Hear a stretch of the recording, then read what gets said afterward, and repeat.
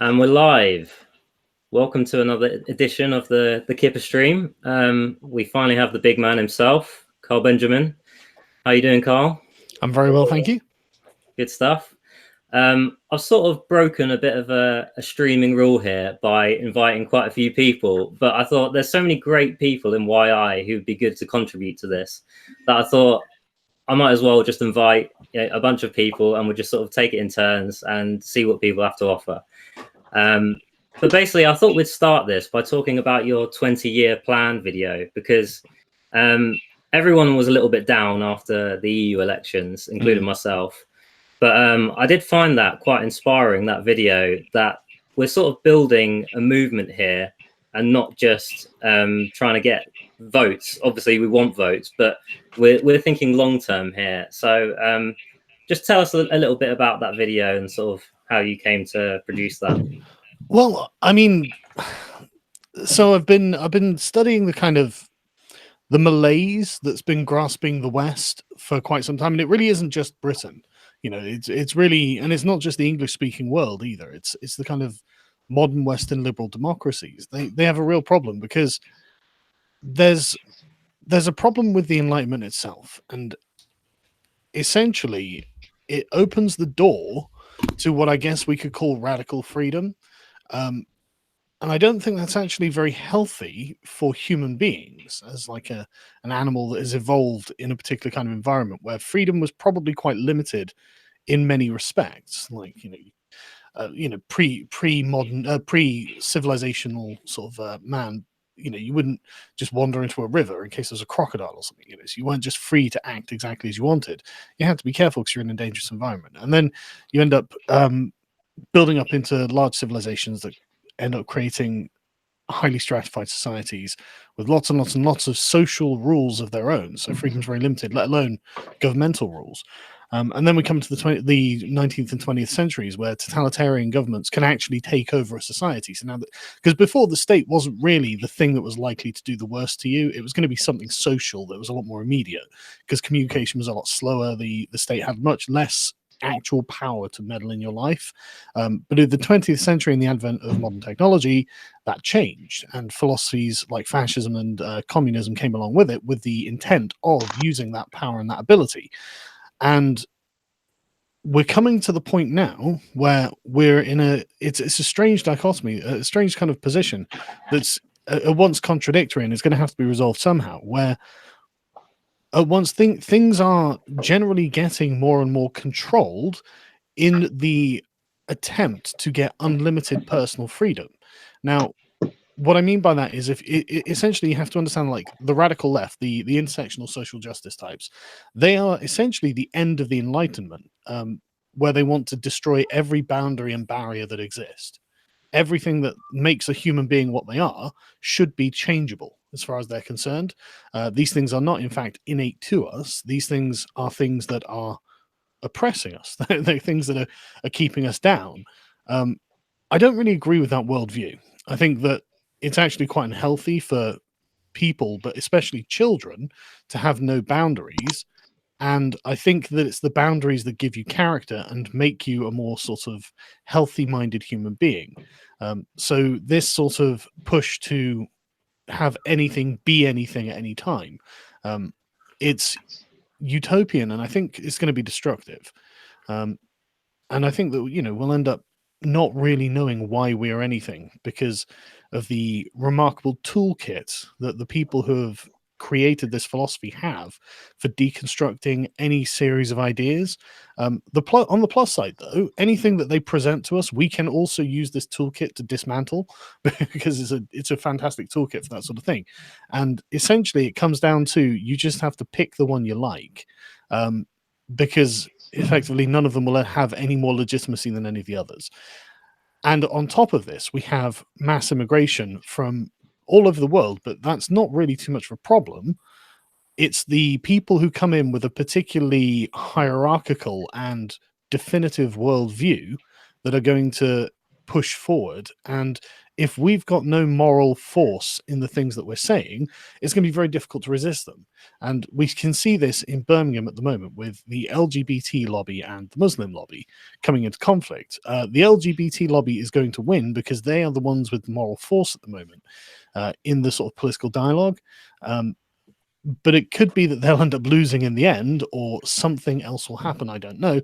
And essentially, all of these conflicts are going to start playing out. And it puts us in a long-term position where we've got real problems and nobody really understands them and nobody knows exactly what we can do about them. And everyone's too invested in their own team at the moment. So, I'm Labour, I'm Conservative, I'm Liberal Democrat, whatever. And so I'm just fighting for the team. They're not really thinking about how any of this can be resolved.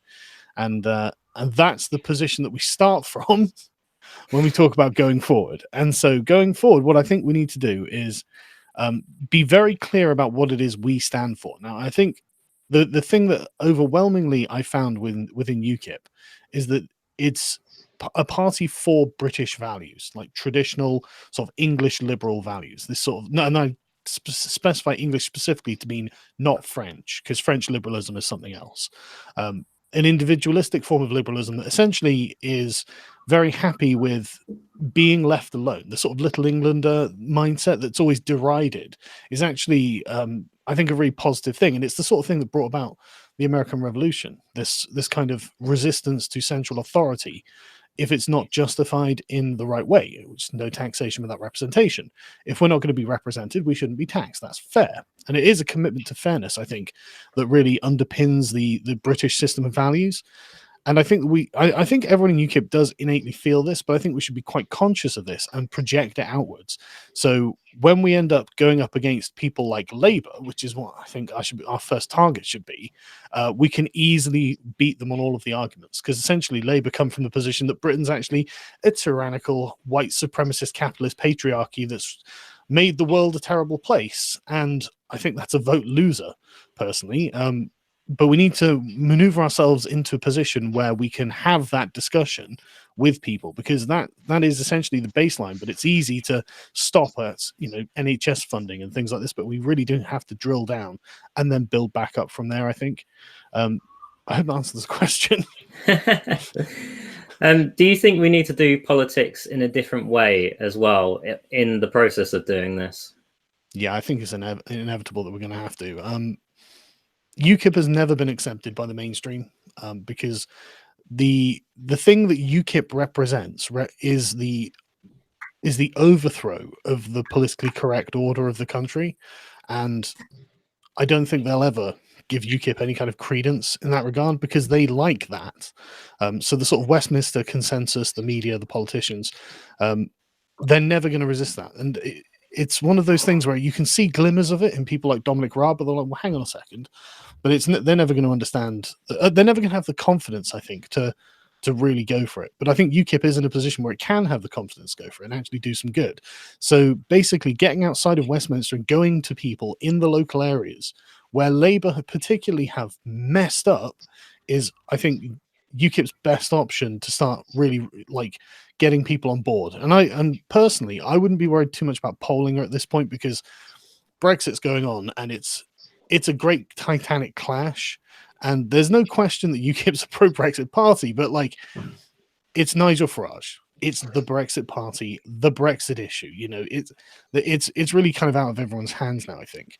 And so what we should be doing is going for the soft underbelly of Labour while they're in confusion. Yeah, that's the way I interpret it as well.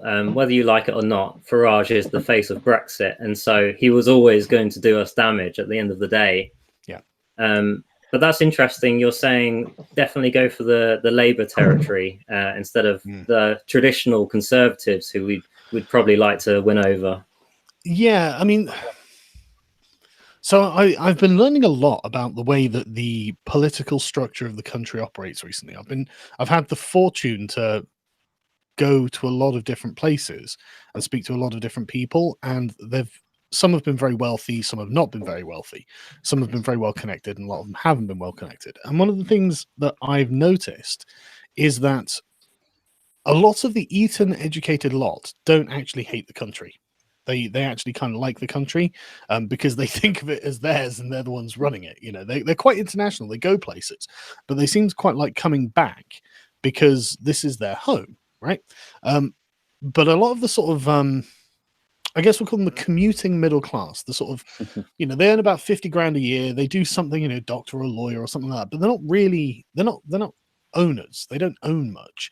You know, they might have a house, you know, in somewhere out in the London commuter belt, but like, you know, they don't own the businesses. They work for someone else and they kind of resent those people and they vote Labour. Or in fact, I think a lot of these people are the ones going over to the Lib Dems at the moment, which is actually the right place for them to go. The Liberal Democrats will become like the commuter middle class party of insufferable people who've never had a punch in the face, frankly. The sort of people who have never, because well, the reason I specify that, right, it's a weird thing to specify, but one of the things I noticed is that a lot of the Eton educated lot have taken a few knocks. You know, there've been a few fights. They've played rugby. You know, they've done a lot of stuff that's actually quite physical. And obviously, on the right, on the other end of the spectrum, you've got the working class who are, I don't want to say rougher because it sounds like I'm being condescending, but I'm not. You know, I'm really, I mean it when I say there's something about the human. Having a bit of roughness in your life is part of the human experience, and it changes you into a different person. It gives you sort of like an education in character, you know. And so a lot of the very top Tory types have had this. A lot, like think of Boris. You know, if you look at him, he's got quite good shoulders, and that's because of all the rugby he's played. You know, he's taken his knocks. And then if you look down the other end of the scale, sort of like the Tommy Robinson DFLA types, they've taken their knocks too. But look at the Chuka Umnas and like the Jeremy Corbyn types, the people who like them, they are the softest handed, you know, weediest soy boys in the world. You know, they have and it's true though. You know it's true. And it's these people who are the hardcore Remainers because they're the proud Europeans. You know, they're the ones who, like Elton John said, you know, I don't want to be a stupid little Englander. And that's kind of the problem. That's kind of the way that I view it at the moment, as far as I can tell. And so I don't think we're ever going to get the Tory guys, although a lot of them really do like a lot of the things we're doing. And I know because they've told me personally. But it's the network of connections that they have at the top it means they can't just leave what they are, you know? And so it's going to have to be the sort of the working man outside of that UKIP's going to have to like start talking to. But the thing is, I think that's our natural sort of demographic anyway. You know, I think they are the people who genuinely need representation. And traditionally that was the Labour Party's job, but of course they've abandoned them because now they're all a bunch of racist Tommy supporters. And you know, so I think that we can make some serious headway there, and we shouldn't be looking at polls. We should be looking at membership. You know, so look, you know, and if it's essentially market ourselves as like, look, when political correctness comes for you, when these people come for you, we are literally going to be here to look after you. You know, we're going to be here to give you moral support and to listen to your problems without judging you, because that's something that's really difficult to get from anyone else at the moment. And I think that we can do a lot of good if we carry on doing these kind of live events in political hotspots, particularly where the Labour Party has failed. Places like Peterborough, in fact, and places like Rotherham and places like Birmingham. These are the sort of places that I think we should be thinking about going to in the near future. You know, in the next and I think we should do this as a regular thing. So one of the things I heard from a lot of people was, well, politicians only ever come around when they want my vote, and it's like, that's a good point. Why? Why do we only come around when we want their vote? Why aren't we there to help people generally? And I think that doing these kind of town hall debates and discussions about major political issues that are in the news all the time, I think it's something that, I mean, I've had nothing but good feedback on these, so I don't see why we wouldn't continue it. That's how I view it. If I might interject quickly, because I completely agree with everything you're saying, and I think the real way, I mean, what do you guys think? Can you guys hear me? Yeah, we can hear you. Yeah, we can hear you. Yeah, go on. Oh, okay. Yeah, well, what do you guys think? Like, I mean, what do you think? I was about to. Can Carl hear me? Yeah, don't worry, man. We can hear you loud and clear. Speak. Oh, okay, sorry. Well, I finished, I think. Okay, fair enough. I think that's basically the plan. I would suggest. Well, I would tell you, but I might be a bit What do you guys biased. reckon, though? Let me bring Eric in, actually, quickly, because he's someone who's been around the political spectrum quite a bit, if you don't mind me saying. Well, I mean, I haven't been around the spectrum. I've been through 3 different parties, and I don't feel my values have changed that much. The party, 3-party gang. I wasn't saying you compromised your values, but I think you have a good idea of the type of different people in the different parties. So what do you make of this idea of going for the Labour votes? Well, I've said this for a while, and I'm quite militant about it, that the Labour vote should be our core vote. I think, honestly, the kind of old school kind of southwest, southeast Tory vote that UKIP used to win is no longer viable, especially if Boris Johnson becomes Prime Minister. He will rake all of his Tory support back. Labour, however, especially in Labour areas, there's a strong contingent of non-voters. In my own constituency, which weirdly should be a Labour seat, but it's a Tory one because our MP is very good on campaigning about immigration. Like that's all he talks about during election period. He gets the working class vote in Romford, where I am. And in the north, there's no one doing that. There's no attempt to do it. The Tories won't touch it with a 10-foot pole. And that should be UKIP's kind of core target. But I also think an important distinction is it's not just a working class, middle class divide, although I think the middle class is fairly where the blame falls. But it's more of a kind of somewhere and anywhere, where in these kind of major cosmopolitan centres, I'll use Brighton as the pinnacle of kind of a somewhere place, and anywhere place, where no one there is really British in a cultural sense at all. They're basically defined purely by a sort of international cosmopolitan culture. Well, let's say you go to Eastbourne or to Truro, they're very much rooted in that town. Their families have been there for ages, and they firmly identify with it. And even people that have migrated there from elsewhere, the immigrant community, for instance, my family on my Asian side lives in Hartlepool, or used to live in Hartlepool, it's kind of dispersed out now. They're very much effectively Northern England, and that's because that's very much a somewhere place. But when you go into these city centres and whatnot, there is the core vote is inevitably going to lean towards Labour, the Lib Dems, because their values become entirely, their only sense of identity is subscribing to this sort of Enlightenment progress project and nothing else. While you have standing against that in these kind of outer areas, again, you have that kind of something that's more transcendental, which is what it means to be English or what it means to be British. And I think Englishness is a huge concept that UKIP should tap into that no other party will address. The reason that Scottishness is a thing, Welshness is a thing, even Cornish gets a lot of support, which is a good thing. But Englishness has no representation in politics. And the reason I think for that is that Britishness is an identity, a more modern identity that's easy for the left to associate with the empire, so it's easy to attack. But Englishness has that pre-empire association. It's rooted in something much deeper. And that makes it hard for them to deconstruct the same way they deconstruct Britishness, so to speak.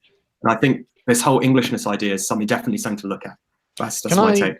Can I say something at the end of that? I think that's a really, really, really interesting place to go to. And I agree with you. And I really like the way you frame that as well. It's pre-British identity. So it predates the empire, and what's better is out of it comes all of the push towards civil liberties that we hold dear about modern democracies.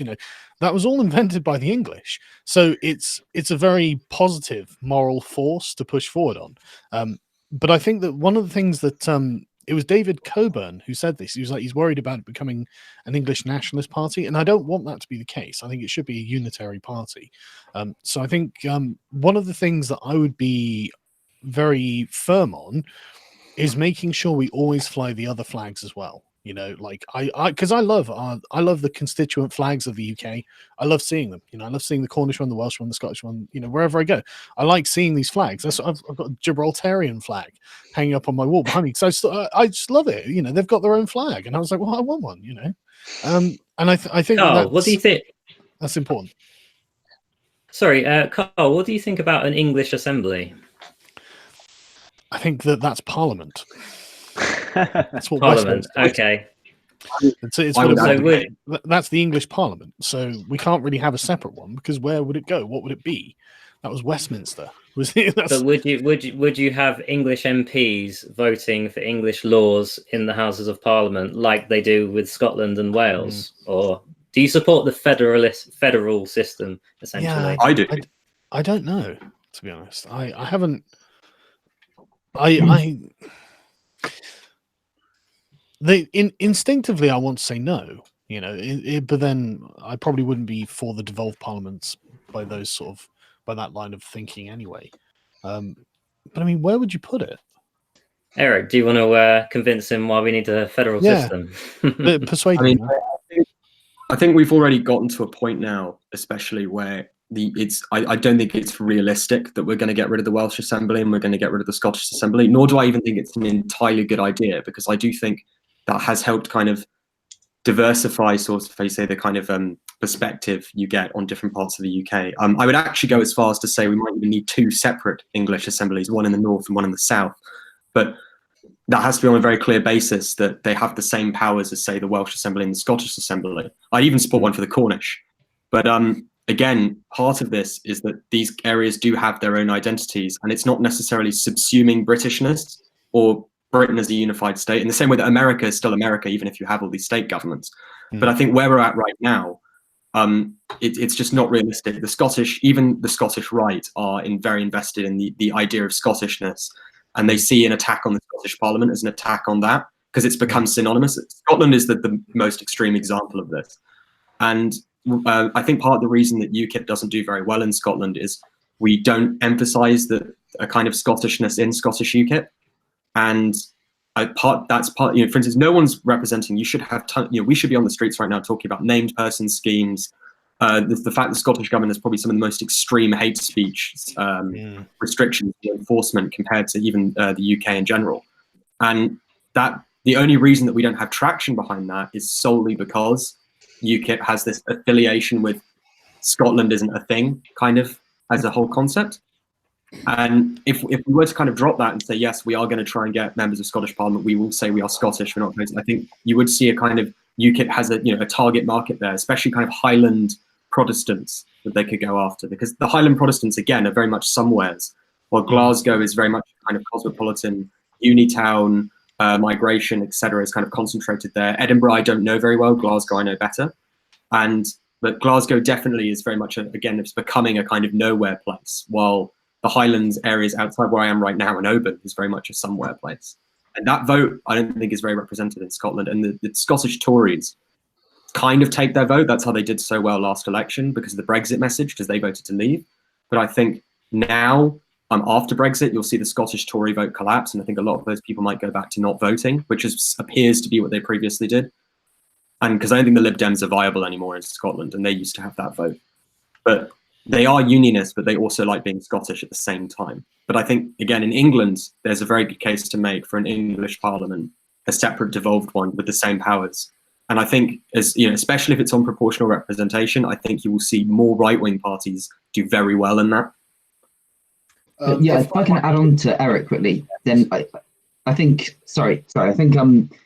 there is also, just like there is a Scottish identity linked to the Scottish Parliament, there is very much an English identity out there that is not tapped into by politicians. You know, when was the last time you saw a politician talk about a policy for England?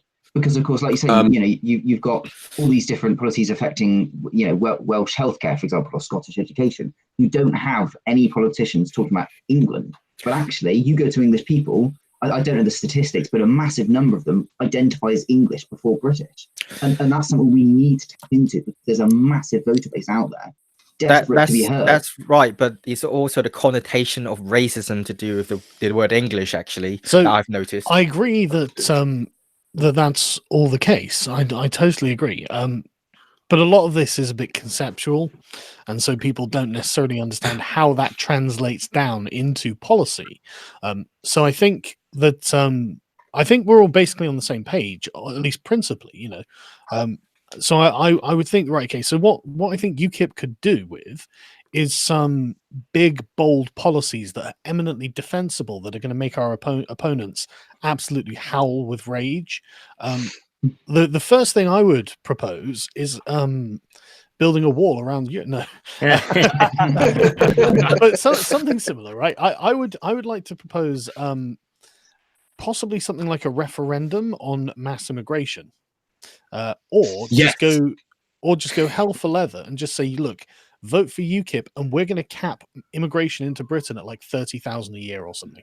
no questions asked, and it'll just be first come, first served basis. You know, like the beginning of every month, you split it up into the sort of 12-month slots or whatever. And you have X, you know, like 5,000 or however many a month, until all the applications have been fulfilled and given out, and then right, okay, that's it, closed until the next month and the next month and the next month, and there we go. And that's just immigration, not for like refugees and things like this, but just for, you know, regular migration. Just limit it, and we can just say, right, we're going to cap it at 30,000 people a year. That's it.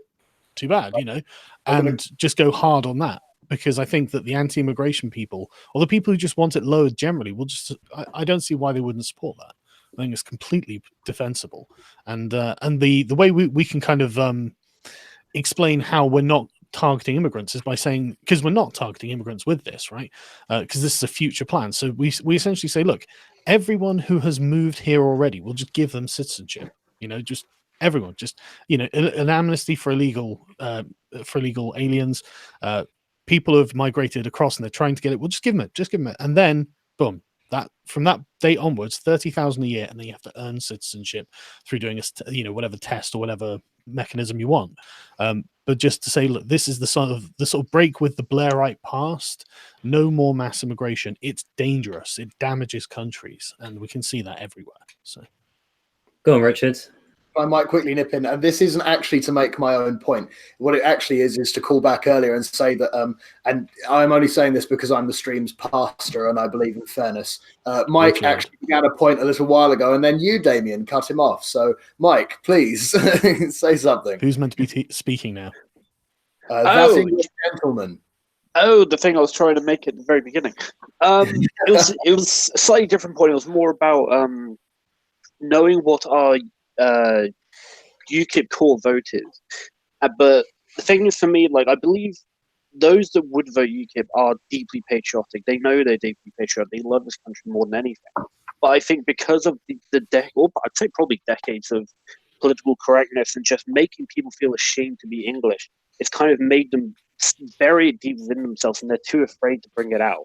And I was just curious, because I think you did a brilliant job when you're going around doing your live events and that, about just, you know, giving people a microphone, giving them a nice, comfortable area to just for them to speak and not feel threatened or ridiculed. And I was thinking, what would your advice be to different branches and different members who could go out and do the same thing that you did? Like, how do you think the best way for us to put the message forward to just like say, don't feel ashamed, don't be embarrassed to be English or British, just like be proud of who you are? What do you think the best direction would be for that? Sorry, I had to jump back in because Google Hangouts has given me problems. But I think what we should do is make big events of these things rather than do lots of small ones, so they become more important and more rare. It's just so there's more value to them, basically. But what we should do is get UKIP branch members from all around the local area, wherever they're going to be done, and get them all in, like so people can see, look, we're all working together, and we want the same thing effectively. You know, in general, we're moving in the same direction. So that's what I would recommend. We probably need some sort of linked up communication system so we can all, you know, so that not necessarily a big chat room, because that becomes really crowded, but like the branch managers could probably do with like a particular Facebook page or something that they can all post to, that people can read, or something like that, you know, the public can see but can't necessarily jump in on. Yeah, I want to jump in there quickly. That is a slight problem there, because we actually got some branches that are still only working exclusively on emails. So it's very difficult, because we've got a lot of old school people in the party. So, for example, can we essentially pressure them to modernize? Well, I think the consensus within YI is we're gradually trying to do that with the boomers in our branch. Like it's a slow pace, but because, you know, boomers are difficult to change, but we are working on it. Well, how about this? How about this as a suggestion quickly? Could the YI guys from each branch actually create something like what I've suggested, and then, if nothing else, just ask the boomer, just like, okay, what do you think? Right, and then they said this, you know, so we can get that's something. a violation of GDPR.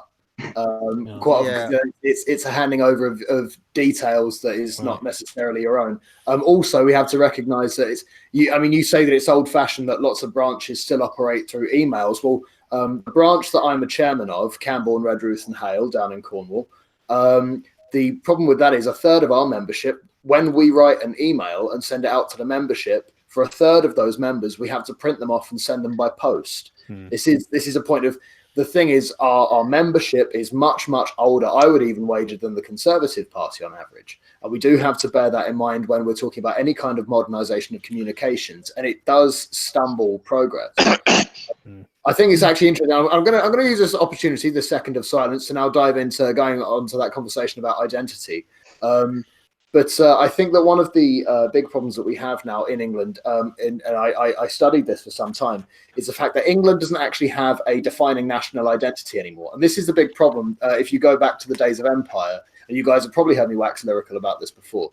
But when the British Empire was still a thing, Englishness wasn't seen as a national identity. It was seen as the gold standard by which the empire was run. So you get these really interesting instances in Hansard from the late 1800s, where you've got an Irish MP having a go at a Scottish MP because he's not being English enough. And that was the kind of the way that things were done, was because Englishness wasn't a cultural characteristic. It was a benchmark for how to achieve. When we lost the empire, Englishness died with it as a consequence. And so the thing that separates the Celtic nations from England, so to speak, is that the Celtic nations have, they have their symbols and they have their music and they have their culture and they have all these different things and small traditions around on the side that essentially create cultural barriers to stop foreign cultures coming in, the McDonaldization effect, the Americanization of society. England doesn't have that. So now England as a country, if the statistics that I used in my dissertation are still correct, then the majority of our music is American and the majority of our movies as well. The majority of our artwork is European. And the only time that we actually have any dominance in our own culture is in literature. And most of our authors died 200 years ago. So I think that the biggest thing that we actually have to achieve, and this is perhaps more from a meta-political cultural side of things, is that we need to do more than just, go, we're going to lay down a raft of political policies and we're going to stand by them and then we're going to win. What we need to do is more than that, because if you notice what's happened in America, Donald Trump has won, and I think he stands a very fair chance of being re-elected. But in the last 4 years, what have we actually happened? What have we seen happen? Sorry, we've seen the left essentially tighten its stranglehold upon the American culture. What we need to do instead as a meta-political point is, perhaps through our branches and our political associations, we need to start spreading out and encouraging an English culture by looking at our regions, by looking at our local entities. It's because those are the things that come together to make England great. I think that if there is only one political policy that could aid the English national identity by being passed through Parliament, it would be to make St. George's Day a national holiday and then to pump insane, absolutely inane amounts of government money into English cultural drives. And I don't really like to say that because I'm not really a big fan of having the government spend lots of money. And I know that Eric probably won't like me very much when I say that, but I'm skeptical. Okay. So I see your cigarette. So what you're saying is Sadiq Khan isn't spending enough on the cultural budget. Well, I'm not spending enough on a positive cultural budget. Can I jump in? Can I jump in? Because I've been dying to disagree with everyone for ages. Oh, go on, Matthew. Go for it. Here we go. Okay. So this idea of protecting the English tradition and someone said something about English was seen as the gold standard in the empire. Well, that's not correct, because in the 1900s, when members of the Indian Civil Service would come back to England, they would realise that English England was completely different to the way the empire was being run. And that's why those young Indian men then went to India and fought for independence, because the England was always English, but the imperial parts weren't so much. If I might counter that, then if you displace anything from its roots, then it becomes artificial.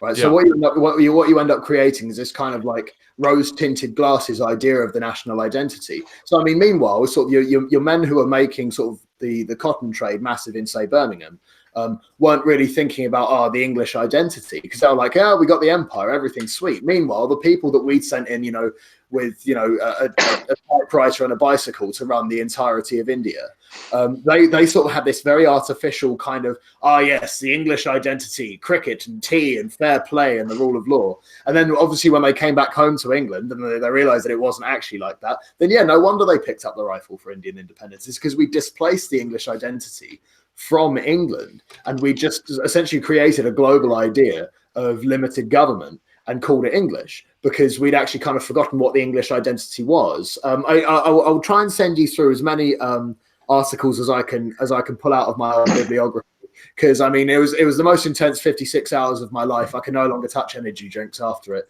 so I'd really like, please somebody read it and validate me, please. Before I'll just say, before anybody, I just want to get this in quickly. I've got a direct question for Sargon. It's a little well, hang on question. before we move on from this thing. So I think there's more to be said here. I think that the being English bit, I think that what they're talking about there is the sort of Etonian way of doing things, the sort of the sort of hierarchical structure that people come out of having been through, and it makes a certain kind of person. They've always got the same accent, they've always got the same kind of worldview, and it's always been sort of like you know, that they were the people running the empire, you know, the aristocrats' sons. And yeah, when they come back to like somewhere local in England, it's not like that because these people didn't go through that kind of education. Sorry, go on. So this is not what I'm saying here. This is not what I'm saying. So to run for the Indian civil service, you had to do all kinds of stuff. You had to speak like 3 languages. I think one of them was German for some reason.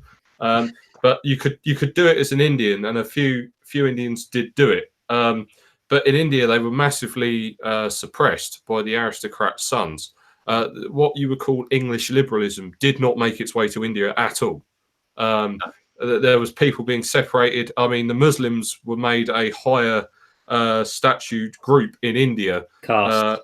And there was like 3rd and 4th class on trains. It was not very liberal English. But when these young Indian guys and also mixed race guys went to because if you were English and Indian, you were not classed as English in India, by the way. But so when they come back to the UK and they would go to institutions like Oxford and Cambridge, they would quickly realise that this English liberalism of treating everyone equal was still here. So a lot of the things that happened in the empire had absolutely no bearing on England. England, the reason that England doesn't believe in itself is because of effectively, I think they called it yellow fever in World War II, where basically our empire just crumbled in front of us in the Second World War. And ever since then, we've had this thing where we won't go east of Suez. We won't invest. It was the same in the Vietnam War. We will not go east of Suez. We don't believe in ourselves as a global nation. And what Eric was saying about you've got these metropolitan types who want to go all over the world. Well, they don't really want to go all over the world. They want to go to the nice bits. They don't want to go and invest in new markets. And they're not the people who are like the James Cooks who get on a boat, by the way, working class carpenter's son, who get on a boat, sail around the world and give everyone syphilis. Yeah, you know, that's not what I meant. What I was talking about is they travel, not that they invest. I mean, they do invest, obviously, but they travel. That's what I was saying. Yeah. But what I'm trying to say is that's what we need to push. We need to get people believing that we can be a global entity again, as opposed to just an island that's managing its decline. Well, surely Brexit has a big part to play in that story. The people don't believe it themselves. Can I also just clarify, Matthew? Are you justifying empire fetishism? No, I don't like the empire at all. I'm just saying, Can we stop talking about the empire? England remained, and the empire actually distorted what we were trying to push out. Can I bring Sebastian Cheek in here actually, because we haven't spoken to him yet, and I know he is someone on rugby days who dresses up head to toe in England flags, so he's very much a pro England fanatic. What do you make of this English identity, British identity dichotomy thing, or if it even is? I don't really know where to start. I mean, so much has been said. I've had about 10 things I'd like to have got in on. For example, Sargon mentioned that the key sort of voters we should be going for are the sort of disheartened Labour voters, and he's absolutely right. I mean, I go to Exeter University, and at the Freedom Society there are so many Tories, it's entirely Tories, and they come up to me and they say, we love this policy, we love what you're doing here, your manifesto's fantastic. And I go, brilliant, so I've got another 10 votes, have I? And they go, oh no, couldn't be seen dead with somebody from UKIP. So they will never, ever touch it. The idea of being what the media tells them they are is horrible, because they don't want to embarrass their family name. They don't want to hurt their career prospects. And not even that, because that stuff probably won't happen to an individual as small and as unimportant as they are. But it's the sort of internal feeling of, I'm letting someone down, or I'm being very naughty, which they don't want. And it's precisely what Sargon said. A lot of these people have never had a punch in the face, and I couldn't describe it better. They haven't had a punch in the face, although I have offered sometimes. In regards to the... I remember Exeter Labour tried to punch me in the face once, so there's that. Well, yeah, well, you haven't spent enough time in Exeter. In terms of the English Parliament that we mentioned, I thought the idea of UKIP was meant to be against bureaucracy, against added layers of censorship and power. And what you see when we've given these nations devolved powers, Scotland, Northern Ireland, Wales, you don't have a continuation of the politics which you have in the rest of the country. You have the national parties who say, we only care about Scotland. And I'm not even going to try and do a Welsh accent, but they can appeal by saying our only interest is Wales. And everyone else goes, well, ours is Wales and Scotland and these countries. And to an average voter, they think, well, we can get a better deal if it's just to do with Wales, if it's just to do with Scotland. And that's why I think you see SNP winning, what was it, 50% of the votes in all of the local elections in Scotland. It's absolutely ridiculous. I think you allow socialism by the back door in that instance, because you have people saying, we're going to spend more money than you. Scotland is a fantastic example. I'll just finish this point and then I'll let you come in, Richard. Scotland is a fantastic example because effectively they're not picking up the bill. They can afford socialism. They had, and I think they still have, the largest deficit GDP ratio of any developed country in the EU, because they know they can spend whatever they want and the British taxpayer will pick up the bill. I think that's interesting when we're dealing with the principle perhaps of devolution, or how we feel like as a party, we as populists are giving power back to the people. I think that we broadly agree on that same idea, but the way that we think that we're going to do it differs. I think, we've got plenty of people here who are they're very much on the small government side of things and go, the way that we give power back to the people is just to walk government out of your life, and therefore the people have the authority. Now, obviously, Eric and I in the federal gang, we sort of believe more that if we're going to be instituting some kind of populism, then the best way to give power to the people is to give them the tools of government, which is to essentially use the principles of subsidiarity, or that, by which I mean power should be instituted at the lowest possible level that suits that particular authority. So, for example, we wouldn't give Wendron Parish Council the ability to control our nuclear deterrent, but I'm pretty sure that we could devolve. God, no, trust me. I know people sitting on Wendron Parish Council. That's a bad idea. But what I'm saying is that we would essentially devolve power to the lowest possible level that fits that authority. And I think that while we agree on the idea that power should go back to the people, I think that it's really interesting that sometimes our ethics, in a way, the way that we feel like these things should be done will quite often be the withdrawal of government power or the inserting of government power into the right places. I don't know, it's just more of a commentary on the things that are going on in this conversation, but I find it's really fascinating because once we've worked out where we stand in that regard, we can try and sort of create a mealy-mouthed compromise that nobody really likes but can actually work better for the country writ large. I'm going to jump in there and actually sort of combine the two things you said there, Richard, because I support an English assembly. I support devolution and whatnot. I support federalism, but equally, I believe absolutely in a small state. I believe that the government should be as small as is feasibly possible while still carrying out necessities. But I do think, as a point of principle, that devolution is important, because it's very difficult for the average voter to have any impact whatsoever on their lives or public policy if the only parliament representing them is some national parliament with 650 MPs elected in first past the post. The average bloke on the street has got no chance of having any impact.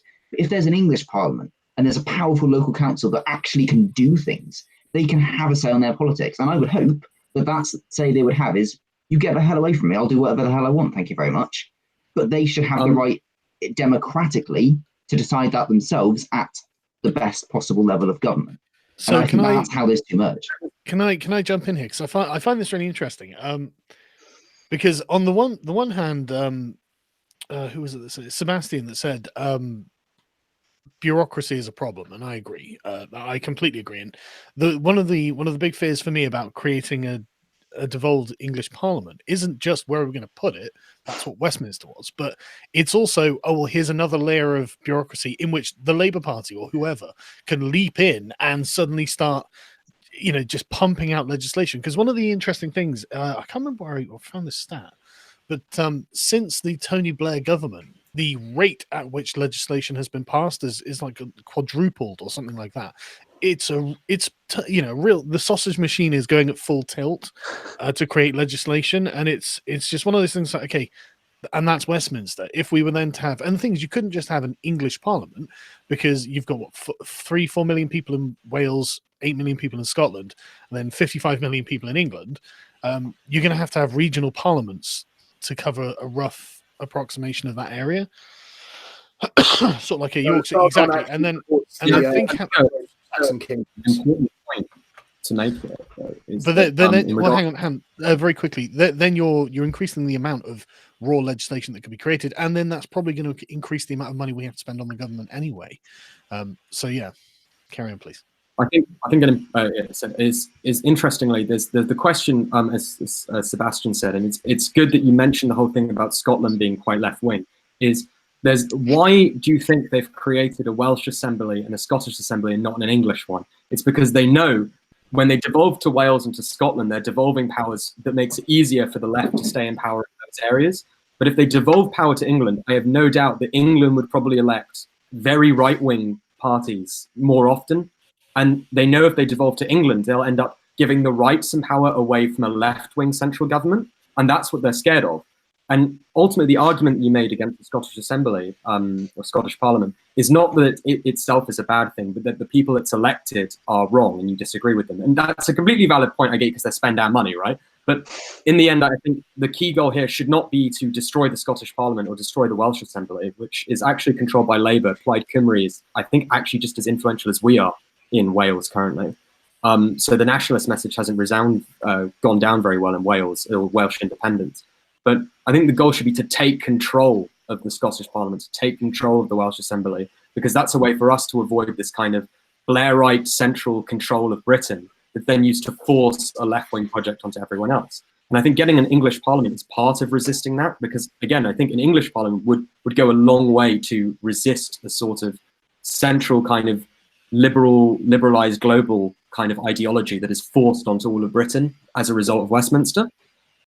Because as Matthew was saying about the empire, this whole thing about the empire being a facade abroad or whatever, is I kind of see the empire, in hot take here, as sort of the original globalism in a way. And part of the reason you got that facade is it kind of just became an aesthetic to spread a sort of similar integration agenda in a retroactive way. And a lot of that is the same kind of attitude as now that we're not the power player, we're the one that's sort of subject to that globalization. The British and the English and the Scottish, etc., are realizing that that's not a very good thing. And that's why I think this whole kind of idea of Britishness as we know it, affiliating with the empire, is a bad gamble from the start, because it's easy to deconstruct, while an Englishness is not. I believe so the whole, I think we should stop saying the English Parliament, because I don't think there can be one. I think that essentially, I really don't. I mean, like, people in Surrey are probably going to have very different interests and value, and not necessarily values, but different interests than people in Cumbria, or somewhere up north. So I think that if we were to look at like the way, in fact, the EU had broken us up into regions, they're the kind of regional parliaments I think we'd need. That's a good idea.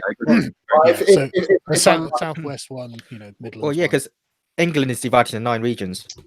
isn't it? On the map. Yeah. If I might, Sargon, I think that it's wonderful that you're supporting the restoration of the Anglo-Saxon kingdoms. The Septarchy, yeah. I was born and raised in Essex, so I get a very good deal out of it. All I'm saying is I'm going to be leader of the Wessex Assembly. The thing is, though, the thing I'm concerned about with the devolved parliaments is the emphasis on local identity. Not that it's a bad thing, it's just I have a feeling that it probably gives impetus to independence movements, and I think it might hasten the breakup of the United Kingdom. Now, I'm not saying that's a good or a bad thing. It would just be quite a radical break from the status quo. So it's up to people to decide whether they think that's something that would be worth pursuing. But I think that is where it goes. I think it becomes more and more likely that places will vote for independence. All right. Before anybody else gets a word, because I've been trying to do this for the past 20 minutes, I need to address the chat quickly. If I think we've been going on long enough, if you want to start asking your questions now for the stream and or Sargon in specific, now would be a good time to ask them. I had a question about 20 minutes ago to Sargon. It's a little vague. I don't know exactly what the specifics are, but it was from somebody called The Contractor, and he was asking you, at one of your live streams, he brought up the situation of the policy, or at least of a policy of an anti-devolution policy that apparently he discussed with you at a live event. He didn't specify which one. I just wondered if you had an update for him. I can't remember that offhand. I'm sorry. All right. If you want to message back Contractor with a little bit more context, that would be helpful. Sorry, you go ahead, Carl. Well, I was just going to say I'm not anti-devolution. Obviously, I am in principle because I prefer limited government and power to be closer to the people who it's going to be exercised over. But there are consequences to it that we have to be mindful of, and I do think the integrity of the United Kingdom is actually one of those consequences. And in our drive to say, well, us too, we might find ourselves doing that. But to be honest with you, I would find it really amusing to see everyone's faces when England decides it's seceding from the United Kingdom. I think that would be an interesting day. The English independence movement. But Carl, we've been oppressed by the Scots and the Welsh for too long. But Carl, we have, the United States, and obviously within the United States, you have California, Wyoming, and all these sort of places, and they seem to have their own individual identities and a national identity in one. Is that not a model we could possibly look to as something to emulate? Yeah, I think that there's a very good example there, as you say, but I don't think it's as easy for us because we were never part of a revolutionary movement. Britain's always been made by evolution, by increment. And I think that that's easier when you're an American because then you say, right, we've got a clean slate. We're Americans, blah, blah, blah. They've got that from the top down and it's always been part of the culture. But that hasn't always been part of the culture here. And I think that we would have to be the ones driving the conversation on it. And even then, I'm not even sure if we want. It's because the regional identities here are so old. They really are so old. I'm not sure if it'd be so easy for us as it has been for the Americans. But I'm not saying it's impossible or anything like that. It's just things to consider.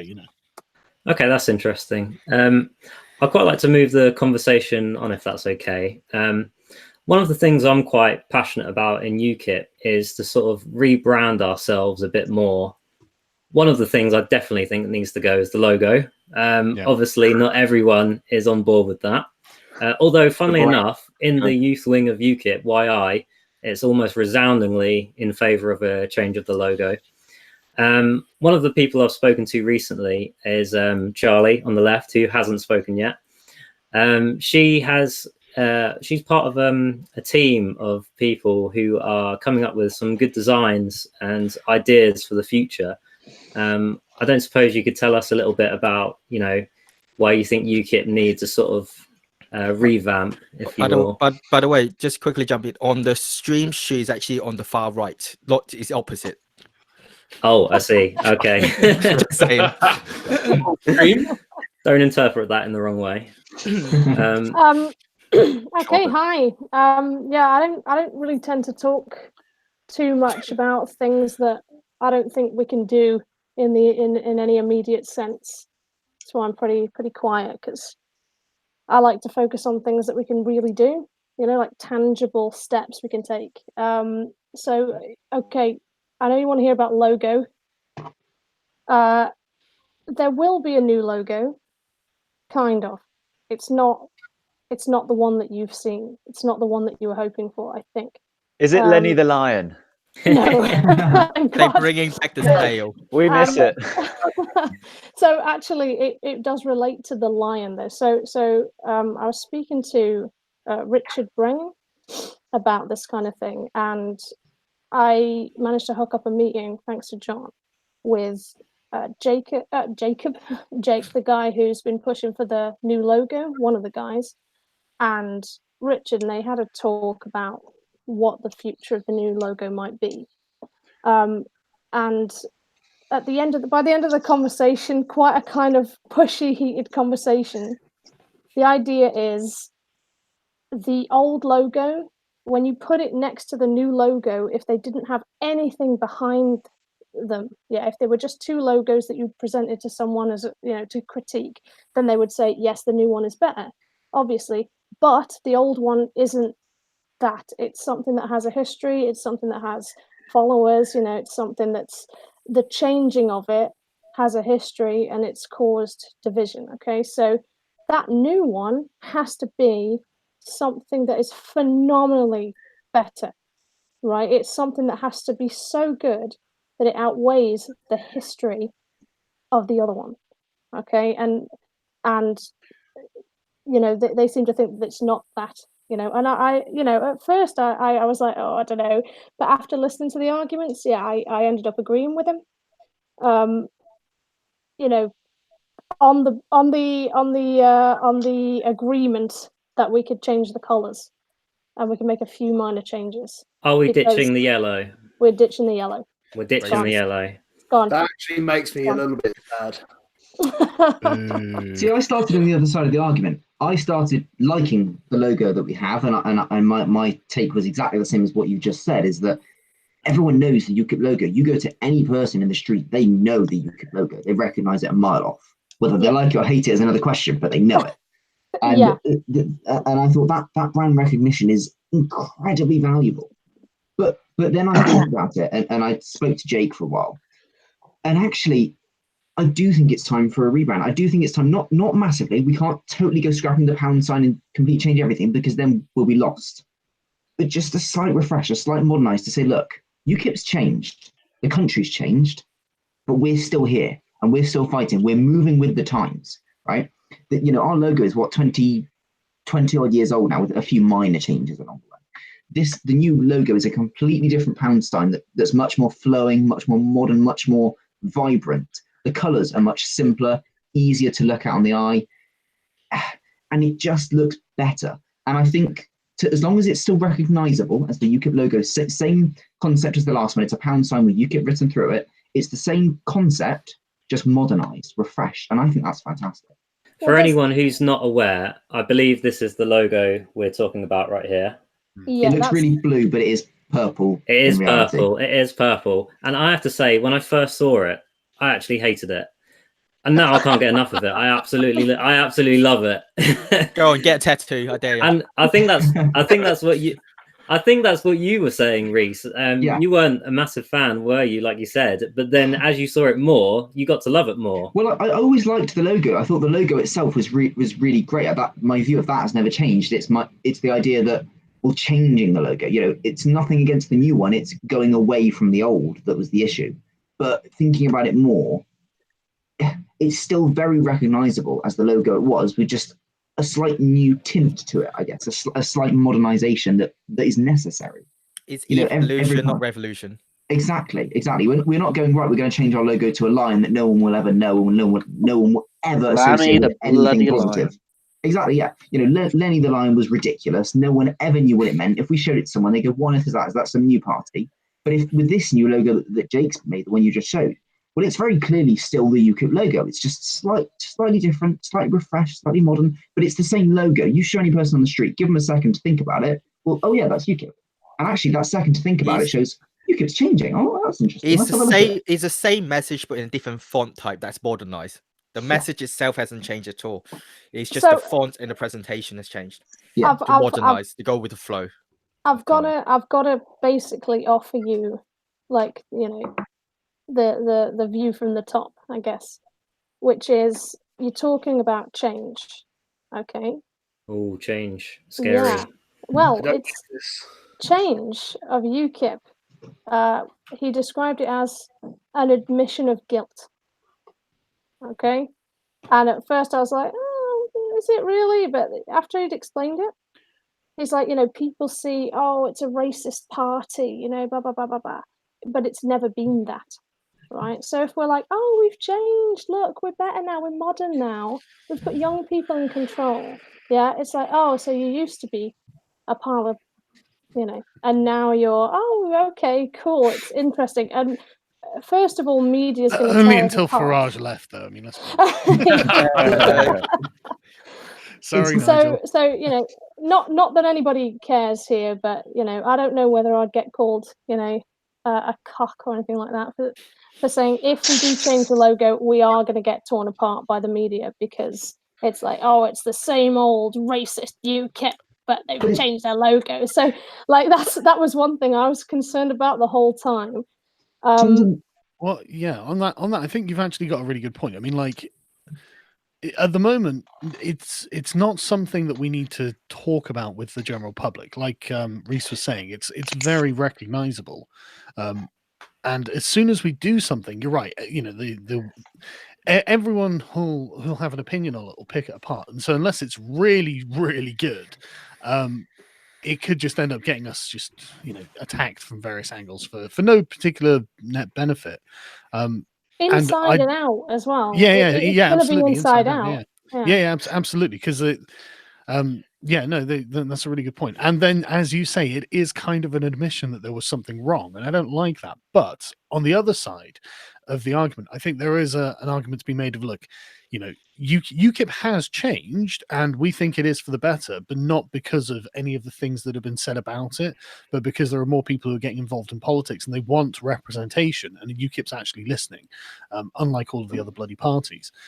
So there's definitely a reason for us to rebrand. You know, there's definitely a reason. So we're kind of stuck between a rock and a hard place, and I'm just going to go and get another cup of tea, but I'll be back in a minute.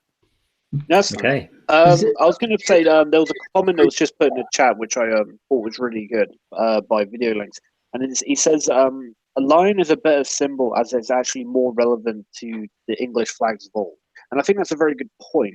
And I wouldn't be inherently against the idea of using a lion as part of our branding. The problem is the way that the lion was portrayed and what was it? Was it Nuttall that put it forward, if I remember correctly?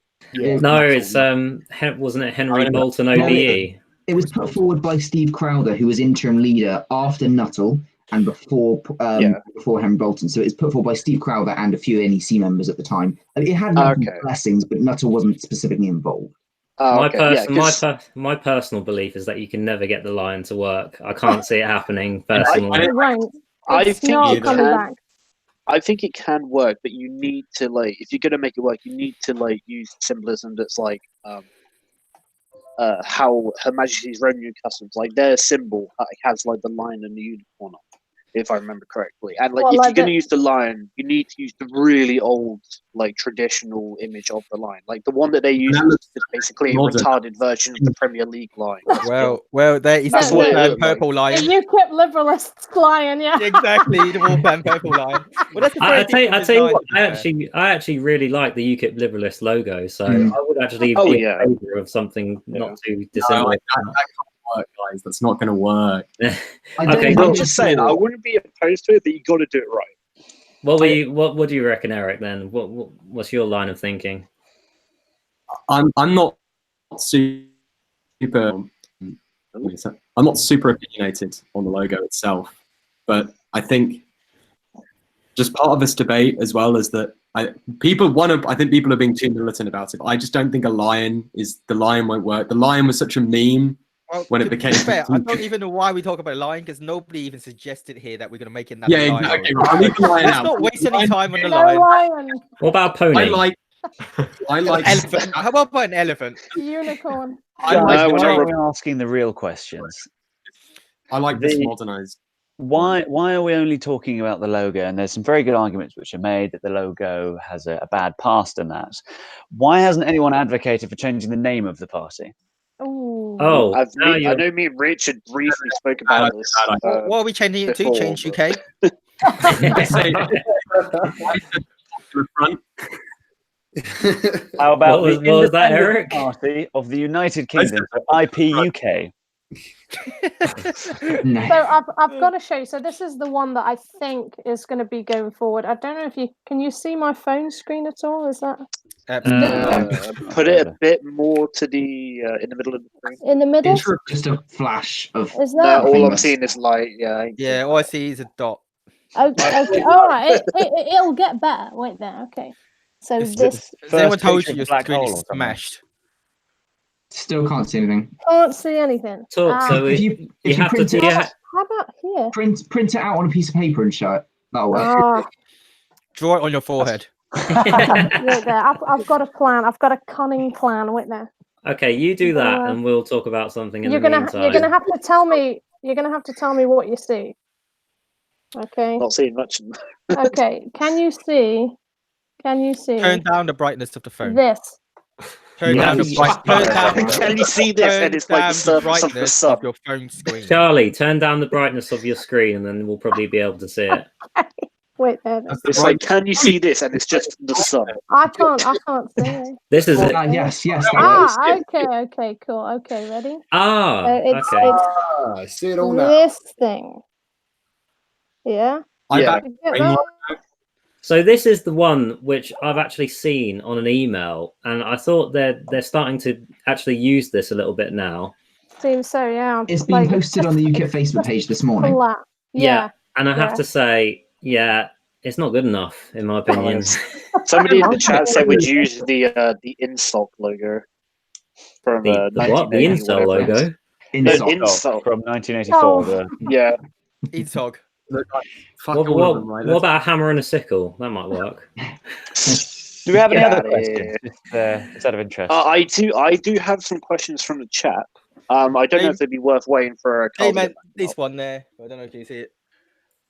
Should Yeah, I wait that's for the Carl one. to get back before I That's ask? the one. That's the one, John. Okay, go on, Michael. Read us a question. I'll say, do you want me to wait for Carl to get back before I do? I Oh think no, that might be read it one. out, and I'll judge if it's good enough for Carl to read it. Oh, charming. I don't like this gate, lads. We already have a tyrant. Okay. All right. So the first one, what's actually a second one, but I'll read it first. Is from Bigger Picture, and he says, UKIP made Brexit, but now, while Brexit is still an issue, it's seemingly detrimental to the party due to the presence of Nigel. What do you think we should be doing next? It's seemingly what because of the presence of Nigel? Detrimental. Detrimental. Yes. Well, as in the issue of Brexit is not working out as well for UKIP as I think a lot of us would like it to be. Can I go on, Matthew. Go ahead. Yeah, I mean, basically, what we're seeing here is what you see with a lot of companies, where you'll get one company that will innovate a new product up to basically sales standard, and then another company will take all of their innovation and add a bit more, and then take all the sales, and the first company goes bust, and the second company's laughing. That's effectively what's happened to UKIP. We've done all the innovation, all the prep, and then Farage has just sort of added a bit more and taken a bit away. Just kind of glossed up our product and completely outsold us. So what we need to do now is sell different products. I think basically the Brexit Party is only a single product line, and we are very diverse. Take the word. We're actually a very diverse company that has a myriad of products, like which appeals to an entire spectrum of demographic of consumers, so to speak, using the analogy. So so it's fairly easy to as a single issue party, it's fairly easy to basically get everyone to agree on something because you don't have any other things to cause internal fracturing. Because as long as they don't have a manifesto, the only thing uniting them is Brexit. and that's basically slightly more than half the country, you know. So as soon as they start having policies, then every single policy you're going to start having fracturing, because like as soon as you have an economic policy, then the people who are more socialist orientated in the party, like from Labour, for example, it's going to fracture off, you know. It's in every single, like, about social's life as well. So as soon as they start having a manifesto, they're going to start breaking up. So I think if they run for the general elections, they will actually do pretty well. However, once they're in government, I have highly doubt they'll actually get any policy through the parliament, because all their own MPs will internally have different opinion on pretty much everything. Yes, me and Damien were talking about this on the last Kipper stream. Was it 2 days ago with the Grant sisters? And we see the downfall as this: when they start to actually make their manifesto, when they actually start to put their list of promises together, how on earth are you going to get Anne Widdecombe, who's fairly right wing, and then Claire Fox, who identifies as a communist? How on earth are you going to have anything which they agree with? Now, the way they want to do it, just briefly, the way they want to do it is they'll have the members vote on what the individual policies will work. And let's say the members lean towards low taxation or maybe privatization of the NHS or something like that. There are certain policies which people on one side or another will not back no matter what. So surely when their manifesto comes out, we have to start to see that party fall apart. I think people are really overplaying the importance of the Brexit Party now, because when Boris Johnson becomes Prime Minister, the Brexit Party is going to cease to exist. Like, literally, it will die within 5 seconds. The Brexit Party only exists because Theresa May's a fucking incompetent dickhead. And if you can we keep it Christian, Eric? Yeah, that wasn't very nice. I know. I'm deeply offended. Think of the children, Eric. I'm reporting you. The moment you bring in Boris as Prime Minister, he will literally just stop existing overnight. If you look at the poll numbers they've done with Boris as PM, Nigel's party just vanishes basically to irrelevance immediately. Yeah, we actually spoke about that point on this. On the podcast that we did with Peter McAvenna, and actually, this is actually precisely the reason. Yeah, that's the reason. We're just standing for Carl for that. But anyway, so right, what was I going to say? Yes, basically, this is exactly the reason why Farage is attacking Johnson, because as soon if Johnson can deliver Brexit, then his party is basically he's going to be out of a job because we're out of the EU, and his party will dissolve, and he literally has nothing to do. So that's why he's attacking him. And you can see the mainstream media attacking Johnson as well. They're bringing back everything that he's ever said in past history and condemning him for it. So it's the same treatment basically. Yeah, I should specify, like, it's great to talk about like what we believe and what we hope to be a demise of the Brexit Party. But I should just reiterate, the question was, what do we as a party do next, not how I have an idea. The Brexit Party is going to collapse. I have an idea. Put forward policies that no one's ever heard before. What a grand idea that would be, because Labour come out with some variant of something they've come out before. Conservatives come out with some variant of something they've come out before.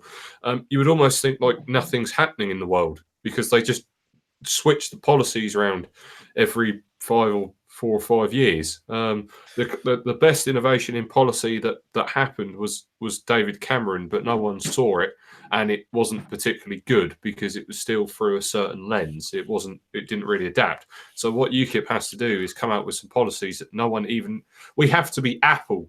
We need to sell people something that they don't know they actually need. Well, Carl sorry if I just may butt in quickly, but Carl said something really good earlier about offering a referendum on immigration. If that's gonna liven people up, I'm sure if anything that will. Well, if we just said how we're going to decide it, imagine saying to the public, right? Okay, you wanted to have an immigration debate. Let's have a referendum on we close the borders or we keep the system, or let's even put open borders on there. Let's have a 5-way different policy vote on the major stances and advocate a referendum. We'll say, let's have this debate, fair and proper, and see what the British people think. We all know we'll win. We know the closed borders position will win, but it forces them to have that argument in a very uncomfortable way where they can no longer deny that's what people want. I think it would win by over 60%, the very tough stance. But that would be a game changer. Sorry, just before I entered, just before you, John, when we say closed borders, we don't mean no immigration. We mean controlled immigration. Yeah, like around points-based system, meritocracy, and etc. Exactly. Go on, John. I think there are also three issues that are not addressed by any political parties on the political landscape at present, and that is freedom of speech, blind justice, and secularism. Those are the three things that nobody addresses in a meaningful way, because we as increasingly going into identity politics, and every single party on the landscape is pandering to it. We're the only one that don't. So this is a unique selling point that we have that no other party has. And I think according to like a poll might have been in April, we are ranked number 2 amongst the youngest demographic between 18 and 25 or 24, I believe. We're ranked number 2 just behind Labour. So, and young people, because they love the internet freedom is important to them, because we got the Article 13, which subsequently turned to Article 17 of the copyright or the copyright article from the EU. They've upgraded it in numbers, have they? Yes, they have. They added 4 to it. I don't know what those 4 are,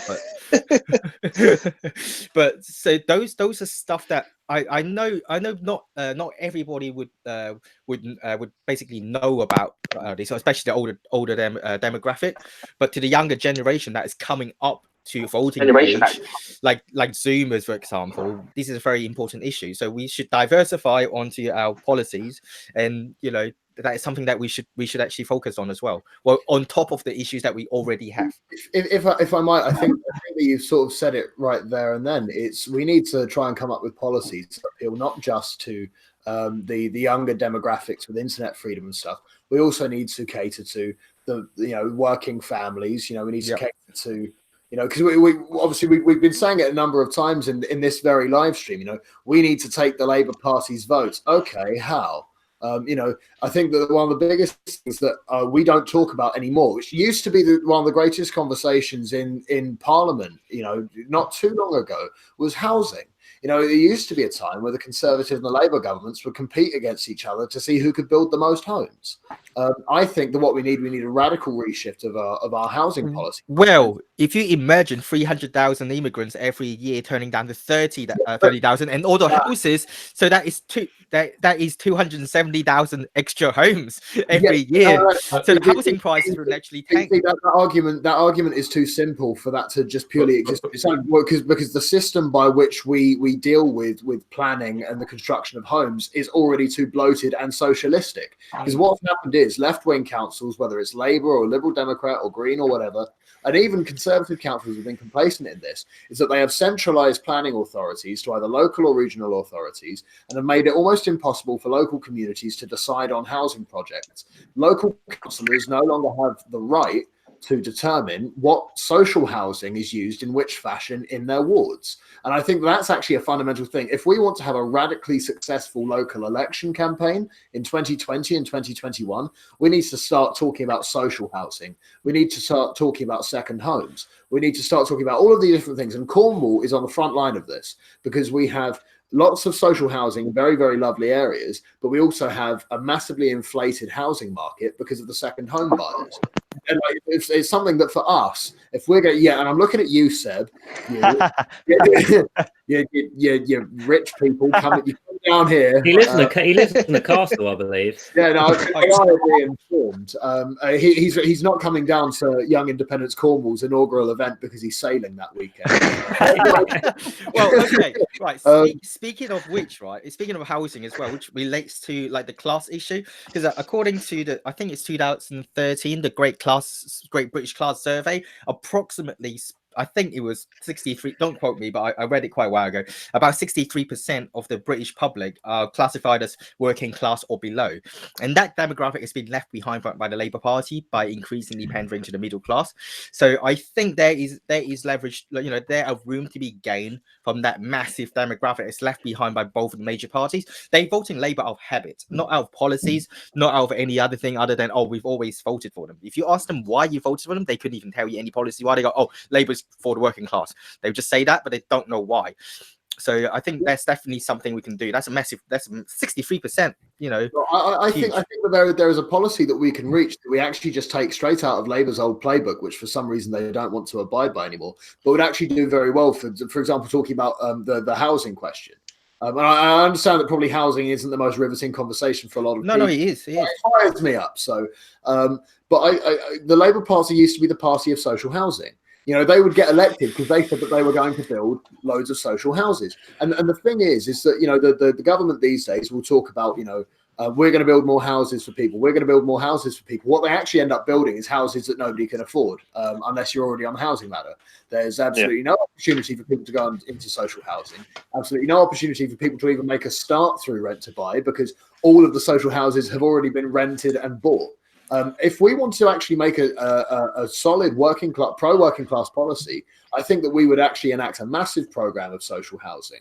And then we would use that to essentially go, all right, look at the Labour Party. They keep on talking about how they care about the working class. Are they building new houses? Mm-hmm. Because there's one thing as well that we can actually look back into UKIP's recent history for. Now, Paul Nuttall was not a perfect leader, fair enough. But also in 2017, in the general election, UKIP was the only party to have a fully costed housing policy that also encouraged the creation of modular homes, which had a low environmental impact, were essentially the 21st century equivalent to the post-war prefab homes. My branch had an open committee meeting on Saturday morning, and we were talking about this and going, why aren't we enacting a radical policy of social housing and essentially modular housing, essentially not exactly rehash the prefab housing schemes of the post-war 20th century, but say, look, we're reaching a housing crisis in this country. Millions of young people and starting families, and, you know, the jam families, the just about managing families,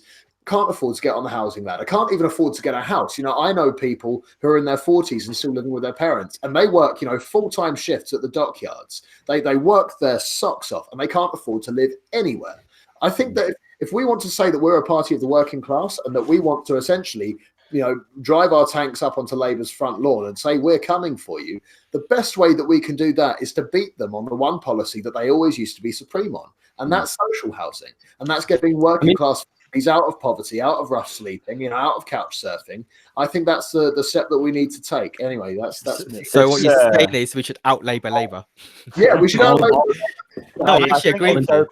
I think this opens really logo for red. I think this opens a really interesting conversation. I want to get Sargon's thoughts here because he seems to be a man of strategy, and I think the main thing standing in front of us, right? Well, I'd like to think so. A man of strategy. Thank you. I appreciate that because I do have some ideas, but sorry. Don't screw it up now, mate. Yeah. I think the big thing that stands in the way of any new party, which isn't, you know, obviously the Lib Dems, the Labour, or the Conservatives, is battling the beast that is tribal voting. And as Jonathan very, very correctly pointed out, there are people who are voting for Labour out of habit and nothing alone. They've always voted Labour. Oh, Labour's for the working class. And we know for the last, 9 years or so, that is not their aim. They care much more about the cosmopolitan classes than they do the working classes. So Sargon, this may have been part of your 20-year plan, I'm not sure, but I want to get your thoughts. How do we address the beast of tribal voting? Right, that's a really good question. I think that there is a kind of change coming on that regard. Because I speak to a lot of people when I'm just traveling around, and I actively go out of my way to make conversation, like with my taxi drivers and things like that when I'm traveling somewhere. And I found that a lot of people, and we found this when we were in Wales as well, a lot of people who were traditional Labour voters were really getting to the point where and it's always the same thing they say to me as well. I don't like that Jeremy Corbyn, you know. And no, I swear to God, they always say it like that. I don't like Jeremy Corbyn. I don't like that Jeremy Corbyn. And it's really weird how it's become this kind of pattern that people say. But I think there is something changing there. So essentially, what I think we should do, this is, if I were given like absolute power, what I would do is wait for Farage and the Tories to finish their Brexit struggle. So on October the 31st, on the 1st of November, what I would then do is go all out on like a big sort of multi-pronged attack on almost everything that the left is trying to do to this country, and I would go hard as well. So I mean, if we're going to do a brand change, do it on that day. And so what I would do is create a series of infographics, probably 5 different ones, because I think I think any more than that, and it'll become way too jumbled. But so you have a slick, stylish-looking infographic with a new logo, and then you have a demand at the top. And for example, I would say cap immigration at 30,000 people a year.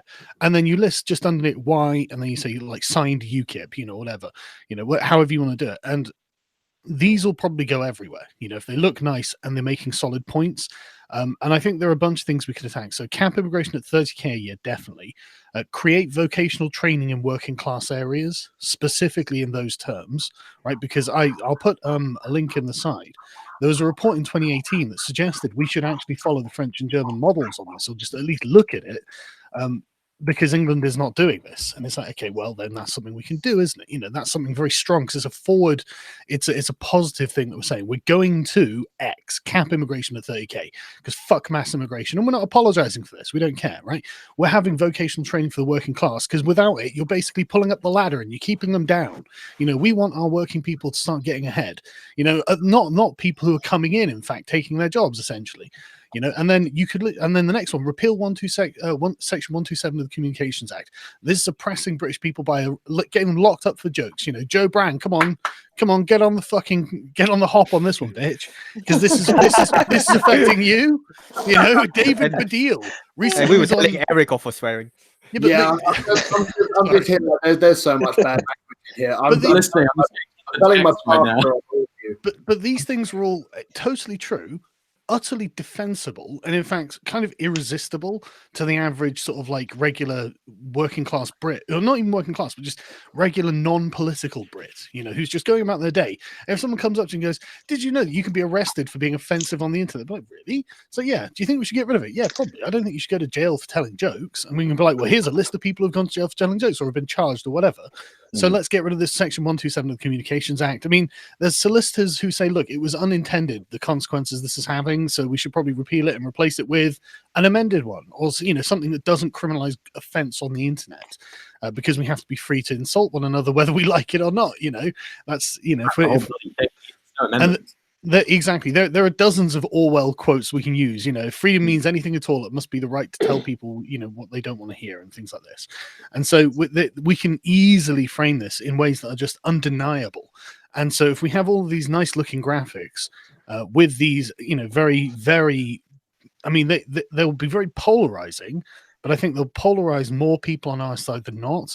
But also they'll polarize Westminster and the sort of Westminster consensus against the rest of the country, and what we should be doing strategically is trying to essentially isolate London from everywhere else, the southeast of England. These are all really, really good ideas. I think brilliant idea. I think that one of the biggest problems, though, that we're facing, though, is a manpower shortage in that regard. I mean, why do you think that the Labour quite often has so many strong points that can never really be assailed? It's because we're not standing any candidates there. We don't have any candidates to stand. I mean, in the local election. Oh, sorry. I don't mean to. I'm not actually talking about elections and candidates. I'm actually talking about attacking the cultural zeitgeist. So I want on every forum, in every Facebook comment section, the picture, the graphic that we put up, reduce immigration, because you see it in comment sections all the time where, the sort of Labour graphics. We should have UKIP ones, cap immigration at 30K, repeal section 127, vocational training, working class areas, or maybe like fucking, like English language tests for immigrants or something like that. I don't know, something that's really positive, and some people can go, well, yeah, obviously you're going to need that. It'll just be a no-brainer, to the average person. And so when they're just on their Facebook list, they'll see this, and we want to start seeping this in. And I would do it the very day after Brexit. I think that's correct, and definitely I'm not disagreeing with you at all, because it is more than elections. However, if we are to translate that, then social media only has so much of a reach. We need people not just to be electioneers, we also need them to be activists, and this is one of the problems. So that's where the live shows, the events are coming in, the UKIP town halls. Yes. That's what I think we should. For example, we are going to go to Rotherham at some point, and it's going to be about the corruption of the Labour Party, because I think there's quite a lot now, and we could do this in Peterborough as well, because I'm telling you what, when this police investigation comes back, these three guys are going to go to jail again. And in Rotherham, like there was this one victim who had the right up in the mirror, who she was like, the police kept arresting me, and it's like, listen, right, if it wasn't okay for the Nazis to just say they were following orders, it's not okay for those police to say they're just following orders. And we need to make these sort of like big, bold public statements. They require a lot of planning, though, obviously. Yeah. But yeah, what we're going to do is we're going to go to the political hotspots and actually have these town halls.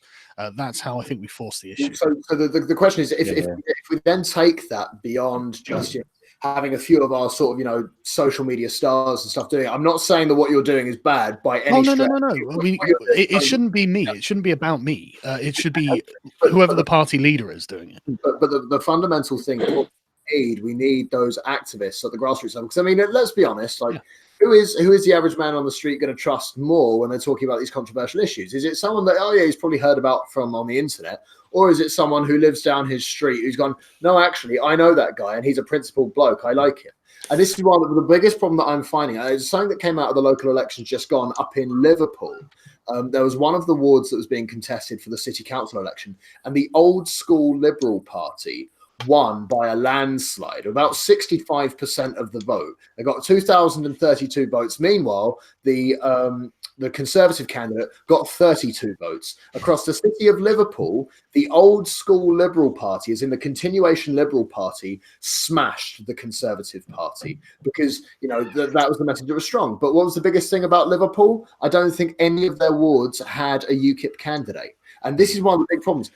How are we supposed to make inroads into these left-wing strongholds and out-Labour the Labour Party if we don't have any boots on the ground? So we need to work on a way to essentially encourage more people into the fold. And yes, while promoting these policies and these town halls are definitely very good things, we also need to bear in mind that it's not just about shifting the political zeitgeist.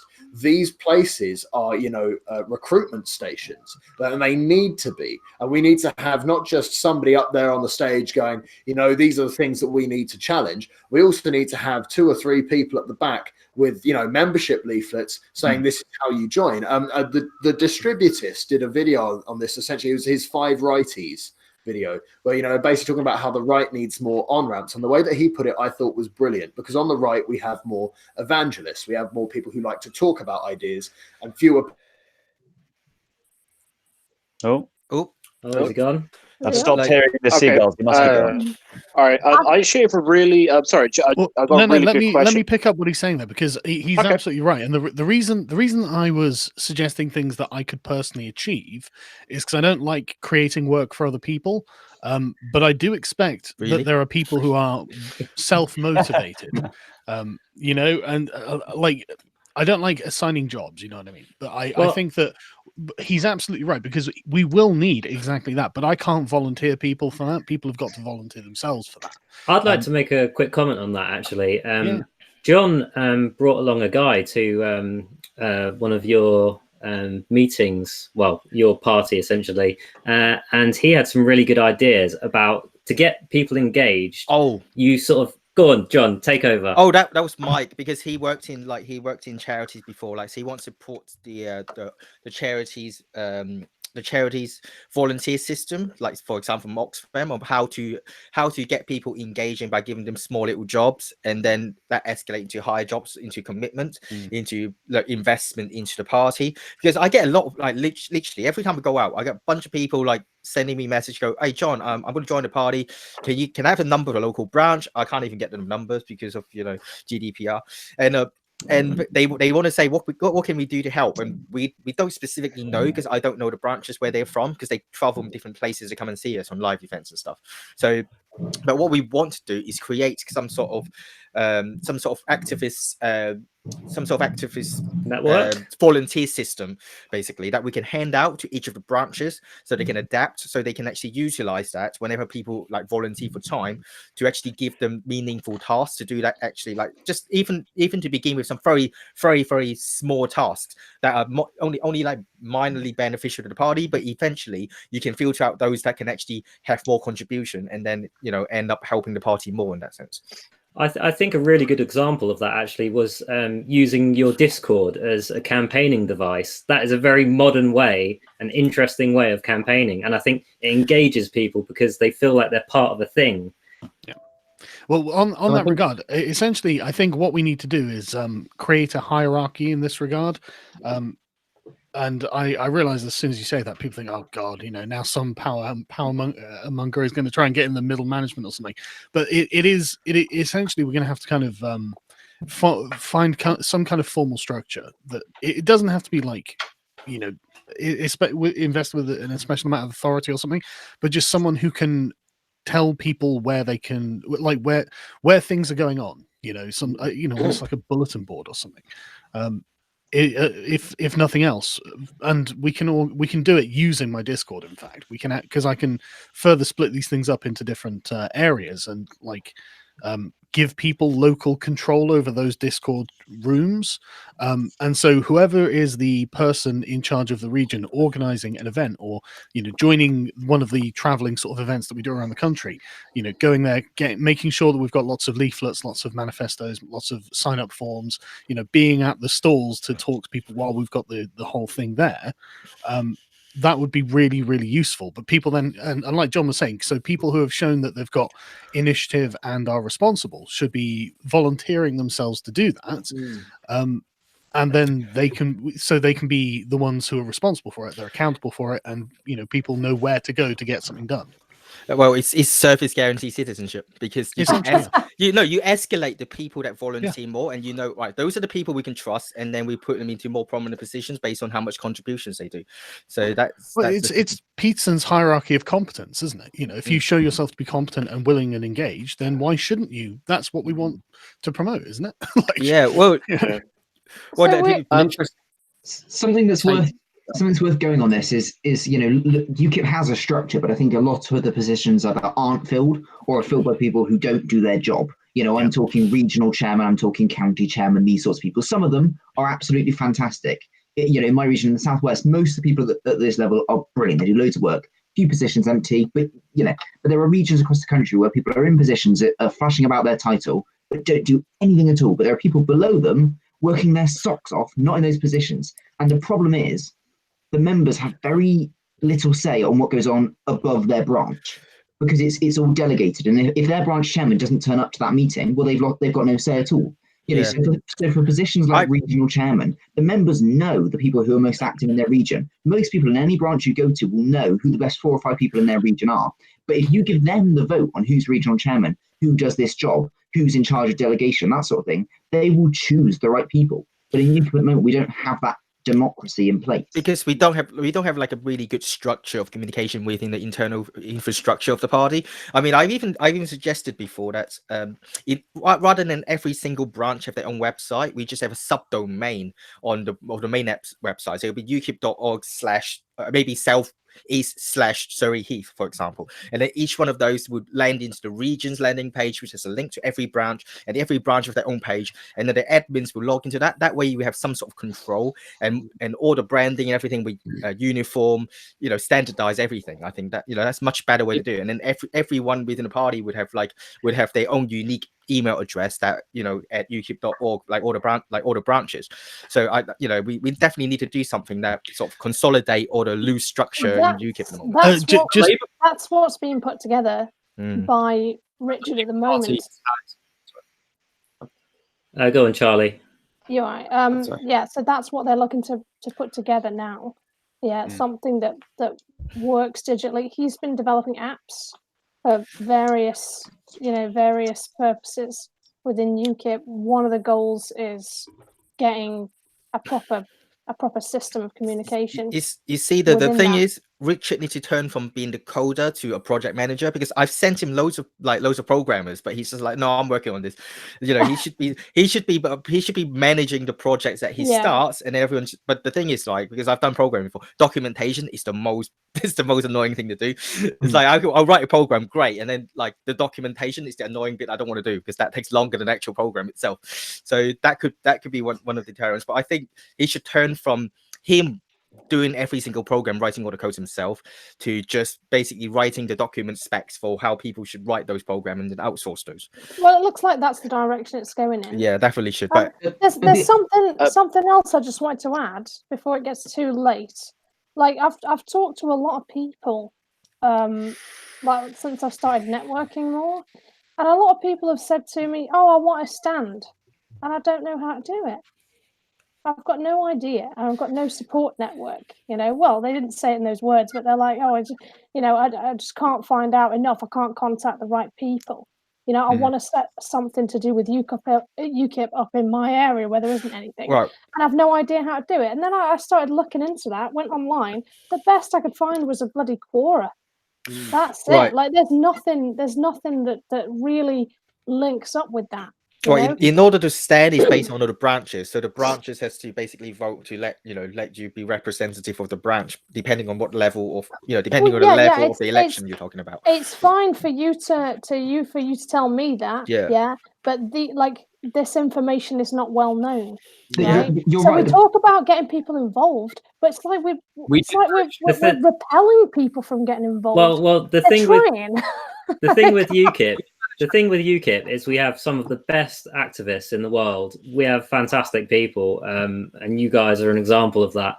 But it's just getting that system in place to really professionalize it. And once that happens, I think we can really start doing damage. The solution to this problem, the reason we have this problem, and I think you put it absolutely, is it Charlie? So I believe you put it really well. The problem is new members joining and new members taking positions and new members getting involved don't know how to get involved, and no app or website you can put in place will necessarily help that, because either they might not have access to it or they might not know that it exists. The solution is people. You need people in place who know what they're doing and know that when a new member joins my branch, I need to send them an email or a text or whatever, or give them a visit, right? And there's positions in place at the regional level which are really good positions that aren't utilized enough, which is simply regional communications officer. That officer has one job, which is to ensure that across the region, people know what they're doing. People are told what's going on above them, and the people at the top are told what's going on at the bottom.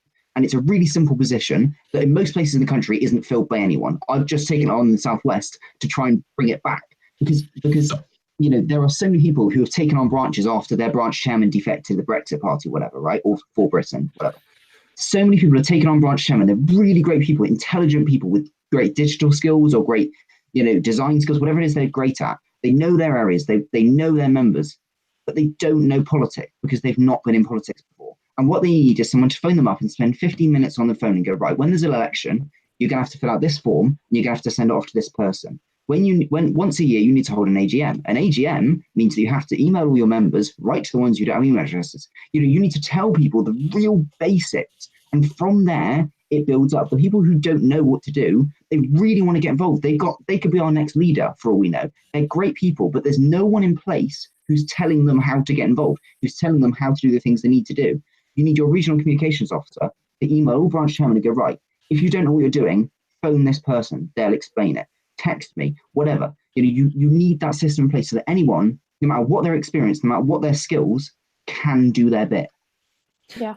Right. I actually wanted to wrap up this topic, but do you have any final comments on that, Carl? I think essentially an audit is direly overdue. But what we should be able to do is the next party leader effectively should do something like this. They should appoint someone to organize the audit, and they have a bunch of requirements, finding out what branches we actually have and getting someone, whoever does the website, to coordinate with them to create a kind of just a map of the UK with the regions mapped on there, so we can see exactly where that is and what we don't have, because there are going to be regions that undoubtedly don't have a branch or isn't active, essentially. And then on the website, what people will be able to do is click on that, and that'll give them a sub region of the local, the more immediate branches, and the regional communication head, and all, and just have a little button saying "Get involved," and so people can click that, and it'll put in their area or postcode or whatever, and just give them the telephone number or whatever and the address of the local branch meeting place or whatever it is, so they can actually get in contact, and then people can say, "Hey, yeah, come at this point." So it's not only accessible, but it gives us an impression. We can see what we have at hand as well. And then, from that point onwards, we need a joined up method of communication. I'd use Discord. I think it's quite good, but I realise that a lot of the boomers aren't going to do that. But if the younger types are the ones organising it, then that should be fine. If it's young people who go for like the regional communications thing, then we can organise that very, very easily within Discord. But any method of doing it really is fine as long as we get the end result. And then I would definitely prepare for like the frontal assault on social media for divisive but effective messages, and it has to be forward positive messages. So we can say, no, we are demanding end of mass immigration with a 30,000 cap or whatever, and just these direct positive statements, demands, this is what we're going to campaign for, this is why you should vote for us. Because that way we're not on the defensive, that way they're on the defensive. Defend mass immigration, defend why we shouldn't have, this cap on immigration. What's your reasons? And if there's like, racist, it's like, great, because we're ready for that argument, all this sort of thing, Section 127, etc. So we're the ones pushing them on every subject, so we've got a good way of going forward, I would say. That's what I think we should do. I just want to say the audit's already in progress. So, good. Yeah, so that's already in progress. Good. I do think I was going to say, Damo, before you get on to the next topic, I got two really good questions here, and they've been waiting for a long time. Do you mind if I get them out of the way before you move on to the next topic? Well, actually, I'd like to move on to the next topic, and it's going to be a brief one. And then we can just do a quick fire on the questions, if that's okay. Okay. Yeah, that's fine, yeah. So I wanted to ask you, Carl, it's looking like Boris is almost certain to become the Tory leader. I imagine you'd probably agree. Yep. What does this mean for Brexit, the country, the Brexit party? What's going to happen here? Well, I was, when I was getting my tea and having a smoke, I was listening, and I agree with you guys on this. It's obvious that Farage is attacking Boris because Boris probably, he wrote this in the Telegraph, and I don't see any reason why we should doubt his sincerity in this regard when he's like, look, if we don't deliver Brexit, that's the end of the Tories, and the Tory party is nearly 200 years old. Do we want to be the ones who killed it effectively? So I think that they'll deliver Brexit, deal or no deal, on the 31st, because otherwise Farage will just consume them. But after that, I agree completely with what Sebastian was saying. There's no way the Brexit party's sticking around for anything more than this one issue. But to be fair, they don't need to. They've probably all got golden parachutes at the end of it or something. Where they'll parachute into some. Oh yeah, I was with Nigel Farage's Brexit party. We got Brexit. It was great. Hire me for whatever consultancy job that pays 6 figures a year. So effectively, that's great, and that's why we need to have something that's not Brexit to move very forward on afterwards, because I really do think it will be the end of the Brexit party, and I do think that the Conservatives will start getting their old demographic back, their old voting base back. That's why we should be going hard on Labour. Good stuff. Go on then, Michael. Do you want to give us some quick fire questions from the comments? Yeah, sure. I've only got two because most of them were talking about Israel and other weird things, so I just kind of ignored them. All right, so one really good one that came up, which is from Airborne Osborne, which was, will UKIP do anything to address the state of mental health and deal with the high rate of male suicide? Now, obviously, I know this is an important issue to Carl, and if there are those here that I know here that are far more familiar with current policy than probably I am familiar with off the top of my head. So if you chaps want to go ahead and crack on it, please do. Yeah, it's. Thankfully, there are actually things being done. There are lots of charities that we can support, basically, and I think we should do charity drives in these regards. Because why not? Why wouldn't we? And so that's definitely something that is a concern, because it's a very glaring statistic that no one wants to talk about. Really, no one really knows how to approach. Yeah, no, because like a Nettie, some of the girls that went out with us the other night, she's in Justice for Men and Boys. Recently, Nettie, yeah, exactly. So we know people, and they've got they also got an event called Message for Boys in November, which they've invited me as a speaker. I don't know what I'm going to say here. So so we definitely got to do something to that. Pardon? I might be talking at that. All right, excellent. Come along. Maybe Carl, you should come along, and maybe you can, I'm sure they will welcome you to speak too. Yeah. Happy to. Anything else, Michael? Did anybody else want to comment on that topic? Sorry, Charlie, you were going to say something. I was just going to say, if the state of living in the UK is significantly less depressing in general, and that's coming from someone who doesn't live in the UK, and just every time I'm here, I'm just like, oh, how do people carry on? How with the prices of living, the prices of the buses, with the low wages, the difficulty getting a job, all this mad stuff. I'm like, God, if you could just raise it up a little bit, you're going to have a lot less suicides. Charlie's the one that lives in China. Yeah. That's a fair point. And I was going to say it's a fair point, because my US friend, who's been doing university studies, I was met with her the other day, and I was chatting to her. She said, "Oh, I love the UK and everything. Bloody hell, I can't wait to get back to the US. It's so miserable and dreary here, and nobody's happy." Honestly, I can't blame her. let's not get too depressive, Michael. All right, I'll get on to the last question. Okay, well, go ahead. If I might quickly jump in on this one, if my connection. Yeah, please do. And yeah, everything's holding just for a second. Yeah, so it's been an interesting issue, particularly down in Cornwall, the male suicide epidemic. I mean, last year alone, I lost 4 people under the age of 30, all men, to suicide. All of them worked at the dockyards, and it's an endemic problem of, you know, low wages, high cost of living, and what we need to essentially be looking at is, yes, we can look at ways to essentially cure the political symptoms, which obviously would be cutting certain rates of tax, which means that people have more money at the end of the month, which means that they're not scrabbling for whatever.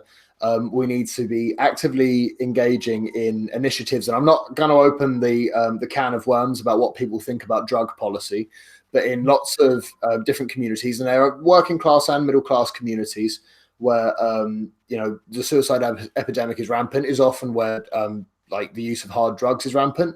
And so I think a conversation on drugs, and I obviously, people know I have my opinion on this, but I'm not about to say that we should ban drugs or legalize all drugs, but we need to have a conversation on drug culture and its relations to the male suicide rate.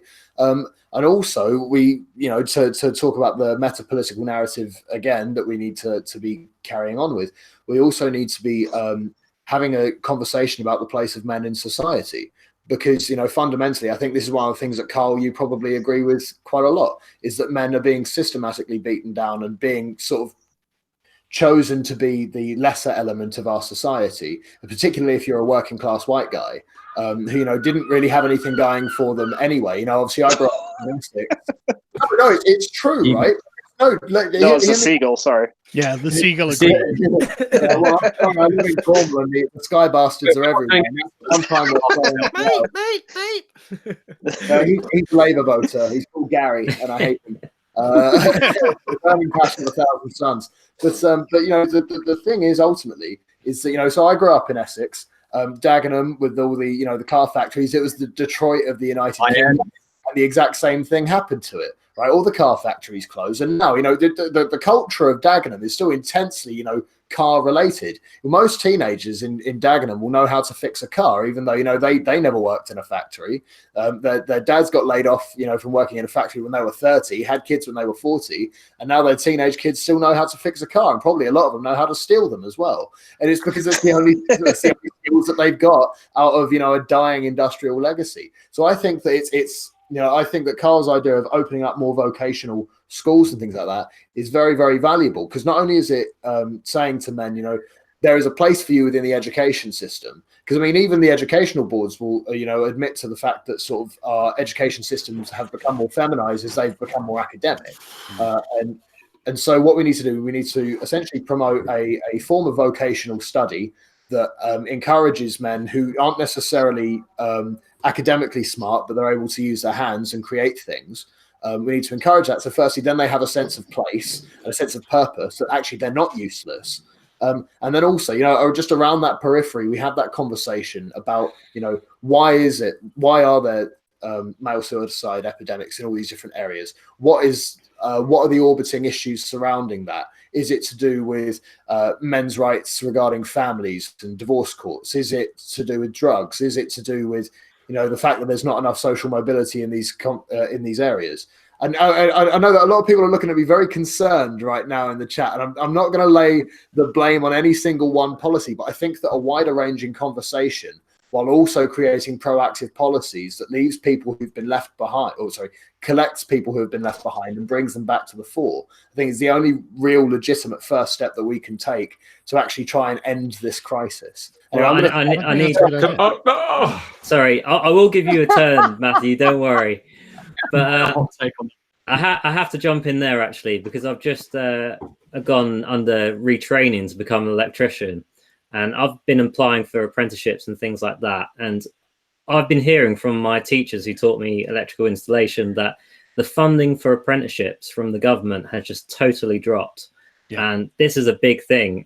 If we can start getting proper funding into apprenticeships, we can really start getting these working class kids a real opportunity to really climb the ladder, and hopefully that will also address the suicide issue and things like that. Okay. So go on, Matthew. I want to say two things. I'll make sure I say them quick. All right. Important thing to understand. Number one, 90% of sexual activity is controlled by 10% of men. The radius of influence of that 10% of men in the last 10 years has expanded massively. So that completely changes the way that the biological kind of aspects interact. Point two about. Sorry, could you expand on the first point just a tad? I didn't. Well, let's not get too esoteric. Try and keep it fairly brief. Well, I'm quoting Jordan Peterson. So I'm gonna trust Jordan Peterson, but yeah, 10% of men control 90% of the sexual activity, according to Jordan Peterson. Okay, I ain't complaining. And well, yeah, but no, that does change, because obviously that used to be localized, but now that 10% of men actually control it over a much wider area, because of the way that cultural interactions change. But the second thing you said about cutting tax to reduce the suicide rate. I'm not sure that will work, because a lot of what goes wrong, and social mobility as well, a lot of what goes wrong, let me bring this back to something like subsidising green transport. When you subsidise green transport, the person buying the ticket has absolutely no idea what's been subsidised. When you cut taxes, the person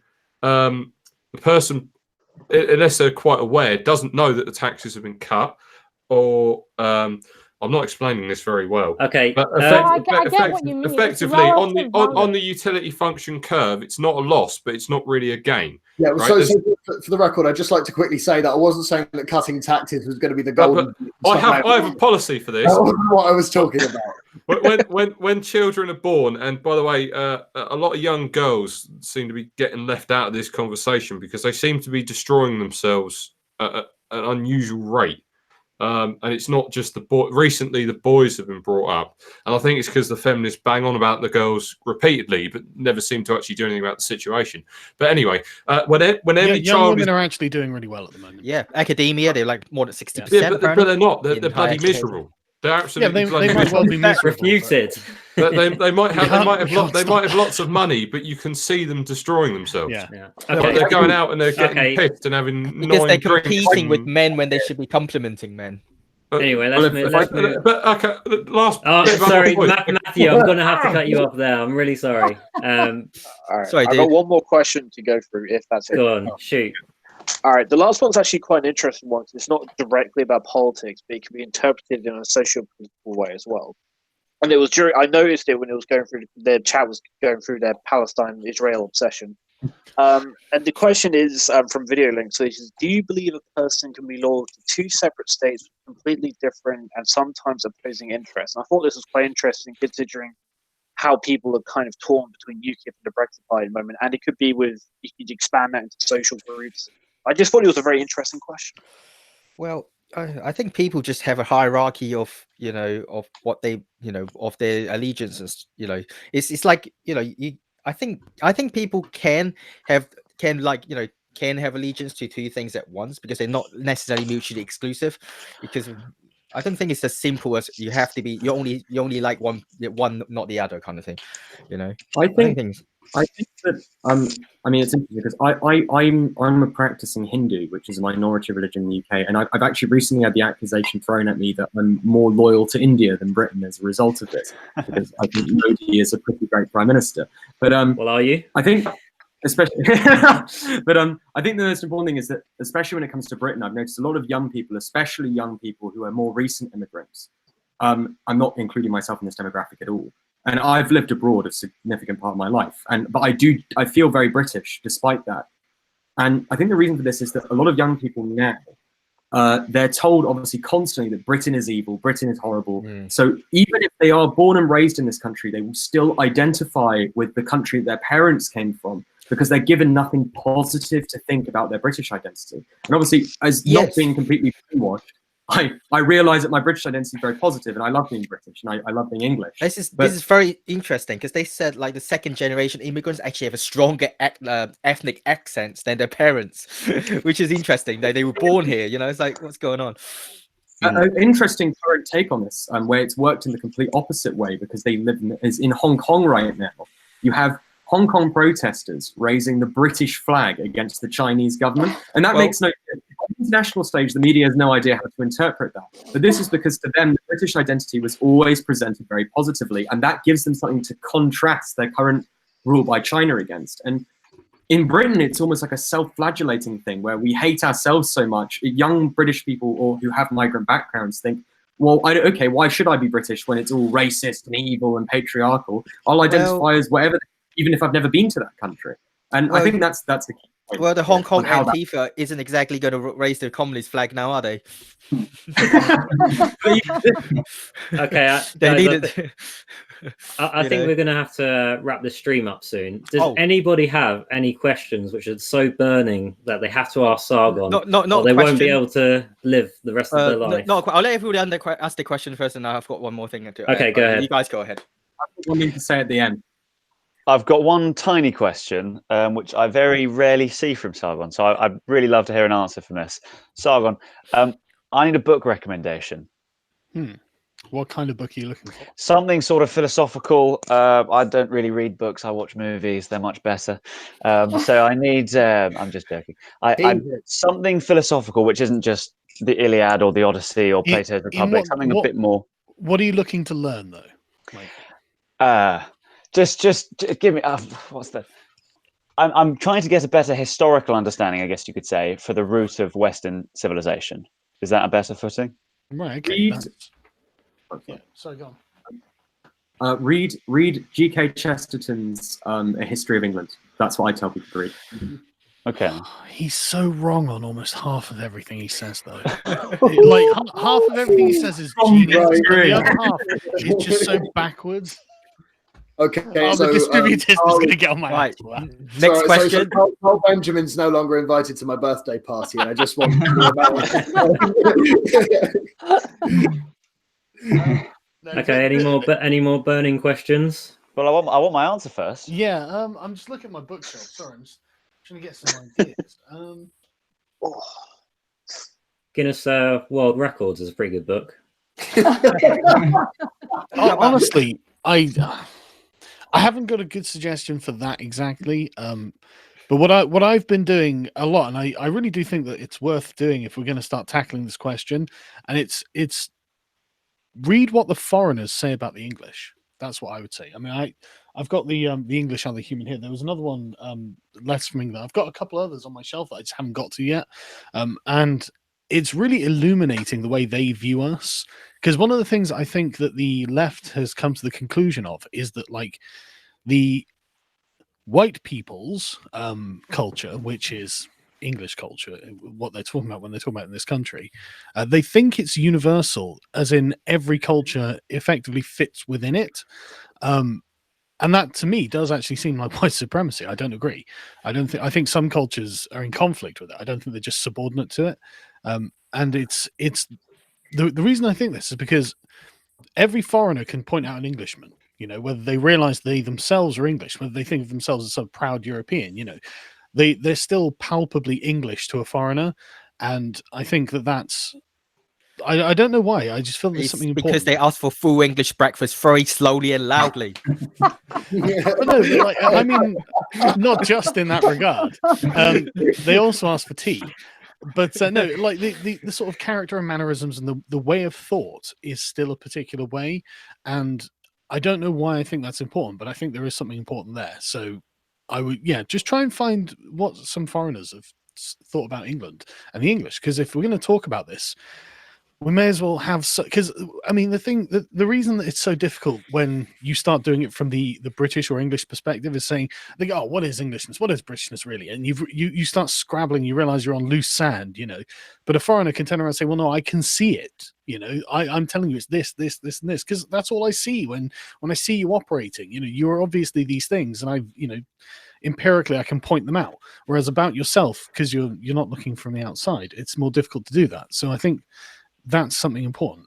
I'm going to There's a really good comment. There's a really good comment that's just been posted that's sort of related to what you're saying there, and it's from Obley, and they've put, "I wasn't patriotic at all until I went travelling, and foreigners made me aware of how great Britain is." Yeah, and you're raised in Britain, and you sort of hear about the racist history we have and the awful things we've done. And you go around the world, and everyone tells you, "What you want about? You're a great country. You come from a great, wonderful nation." I think he's hit the nail on the head there.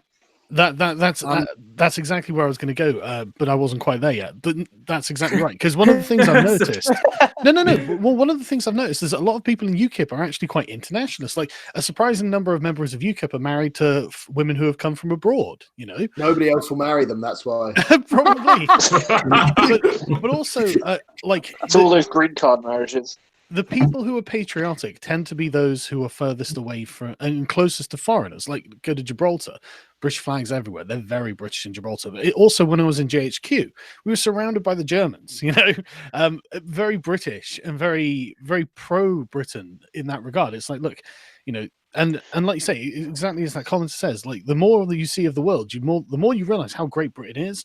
And one of the things that the proud European types have only done, they've been to like the south of France or something, you know, and it's just like, great, you know, you haven't really seen the world. You've seen another first world country that, you know, in a relative state of pleasantness.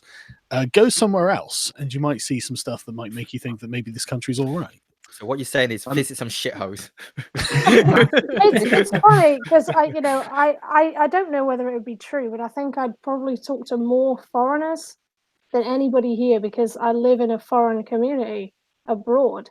So not only do I talk to Chinese people, I talk to people from all over Africa, all over India, you know, all over Europe, because everybody, you know, it's a university town that I live in, and I never hear anything bad about the UK ever, apart from one thing that springs to mind, which you reminded me of, which was some Chinese girls saying to me, you know, I always thought that women in the UK were really kind of, you know, posh and, you know, proud and things like that. And these days I always see that they're butt naked, drunk, drooling all over them. And it's really surprising. Well, it's a student town. And also highly accurate. I'm like, there's something going on at the minute. Like, it'll pass. Well, so, don't judge us. if I could say two quick things. Firstly, it's a response to what Charlie said. And, a very, very good friend of mine, I was actually the best man at her wedding a couple of weeks ago. She's American. And when she first came over to the UK, she very much had that mentality that all of England is basically kind of like Downton Abbey, but in real life. And so we took her out for a few nights out on the town in Falmouth. And it was after a few weeks when she was like, hey, I didn't realize that anybody could drink that much vodka and not die. When she suddenly realized that actually, you know, maybe England isn't quite full. Secondly, my closing statement, what I want to get out, my burning thing that I want to get out, isn't a question per se, but it's because I've had one of the chaps in our Kipper stream messaging me this, and it's a shameless plug. But in 2020 in Rotherham, there's going to be a local election. So Joel McGuigan, who's the chairman of Rotherham, he's a young independence member. He's our guy. And they need 59 candidates. They have 102 members. So if anybody watching this stream lives in Rotherham or lives within, I think it's a 3-mile zone outside of Rotherham, which means you can stand in some of its peripheries, get in touch, stand as a candidate next year, stand for UKIP in a Labour stronghold, out-Labour the Labour Party, crush communism, vote UKIP. Oh, and that was exactly. I like that slogan. That was Crush communism, vote UKIP. That's also going to lead on because he was the one. He's the one that invited us to Rotherham. Yeah. By the way. Well, yes. Well, that sounds like the perfect sort of time for us to do the Rotherham event then. And on that note, before you go, tell us about your next event. Oh yeah. Okay. Yeah, so yeah. I didn't realize we were announcing it, but here is as good a place as any. Right, let me get up the correct dates so I don't make a mistake, because my memory is terrible. You've now got to say on stage, crush communism, vote UKIP. Well, there won't be a stage because we're not that fancy. So yeah, in Torquay on the 29th of June, we're going to be doing another one of these town halls. We're going to be flyering the town beforehand. I've ordered 30,000 leaflets, and I am going to be organising some activists, hopefully, who'd like to come down and do help us out. Because we're going to need this flight. I mean, it doesn't have to necessarily be through every doorstep. It could be on cars and wherever, wherever. But we're going to need to fly the town, because what we want to talk about is the future of Britain after Brexit, which is why I wanted these sort of hard demands that UKIP's going to push for. It's like, no, we want to cap immigration, or we want a referendum on immigration, or whatever. We want, all of these things we can just set out. Chung. These are just, these are just going to be good for the country, and so we can make these sort of demands. So talk about the future of Brexit and the crisis of democracy, which Peterborough is, there's a lot going on there. And there's three, do we have the right to be offensive? But honestly, I'm not even sure if we should go for these particular topics. I actually think that maybe some of the things we've been discussing tonight are more useful. But essentially, the theme of it will be the future of Britain after Brexit, because I'm sure, like everyone else, we just can't wait to get past this, And so, yeah, we're going to be offering... And Reese, because he's recently been the comms officer for Southwest, he's going to join us as well from Torquay, because I just spoke to him earlier. So Alan Craig's going to join us as well, which is excellent. I'll have to be there. Torquay's not too far away. Excellent! I can see you again, dude. Yeah. So this got no excuses either. Yeah, so this is one of the things. I've paid for all the leaflets, so that's good. They're on their way. So basically, we just need people to be able to organise in the Southwest and get them out in Torquay. So that's and it would be really helpful if all of the local regional areas can come down for it as well, so we can make a big show of it. Yeah. Sort of like what time is it going to be in Torquay? 3:30 in the afternoon. It's on Saturday afternoon. Right in the centre. Really difficult for me, actually, because the 29th is Young Independence Cornwall's first ever event. So, and that's going to be in the evening at 7:30. So I'm going to have to try and find a way to get back down to Falmouth for 7 o'clock, really. Reschedule it. Yeah. Well, why don't you change it to Torquay? Change it to Torquay. Come join us. Because it's the Young Independence Cornwall, damn it. Rooftop branch. And Carl, you've been down here for long enough, and you completely understand that if a Cornish organisation had the first ever event in Devon, it would not make a second event. I agree. But basically, as many people who can come down would be great, because we are going to be trying to get as many people in the town out. And Torquay's, it's a Brexiteer area. They're the sort of people that we want to be talking to, and show that we're going to be around. We're not going anywhere. And this seemed like a nice place to do, because we couldn't do it on the Southwest tour, but it was a place that there were a lot of people there who really wanted us to come. So it was like, well, we'll be back, and so we're going to be back. So how will the activists get involved? Are you doing a similar thing with the Discord like last time? Yeah, if I think that seems to have worked quite well last time. So yes, I will put up a video on my channel, or on my Facebook and whatnot, with a link that'll go directly to a link to a room where you can request to join a particular region. I've only got Southwest regions at the moment, but if we're all happy to use my Discord to sort of organize on this sort of regard, I can get it set up so that we've got ones for each region, and then I can assign anyone who wants to volunteer themselves as being like the regional coordinator. I can assign them a role so they can organize the people within that room, so they effectively, it can be their room, and they can take control of that and actually organize within it. So we've got the template already. It's just, I just need to know who wants to join and who wants to do it. Fantastic. Okay, well, I think that's a good note to wrap up the stream, actually. I do have to give a shout out to YI and say, if you're under 30 and you're a member of UKIP, please go onto Facebook, search YI Hub and request to join, because we really need more people to really build the momentum and get people involved, basically. So if you could do that. I'm just going to say it because he's texted me like 50 times. Shout out to Luca, our favorite Italian. Okay. Absolutely. There you go, Luca. I embarrassed myself on stream for you.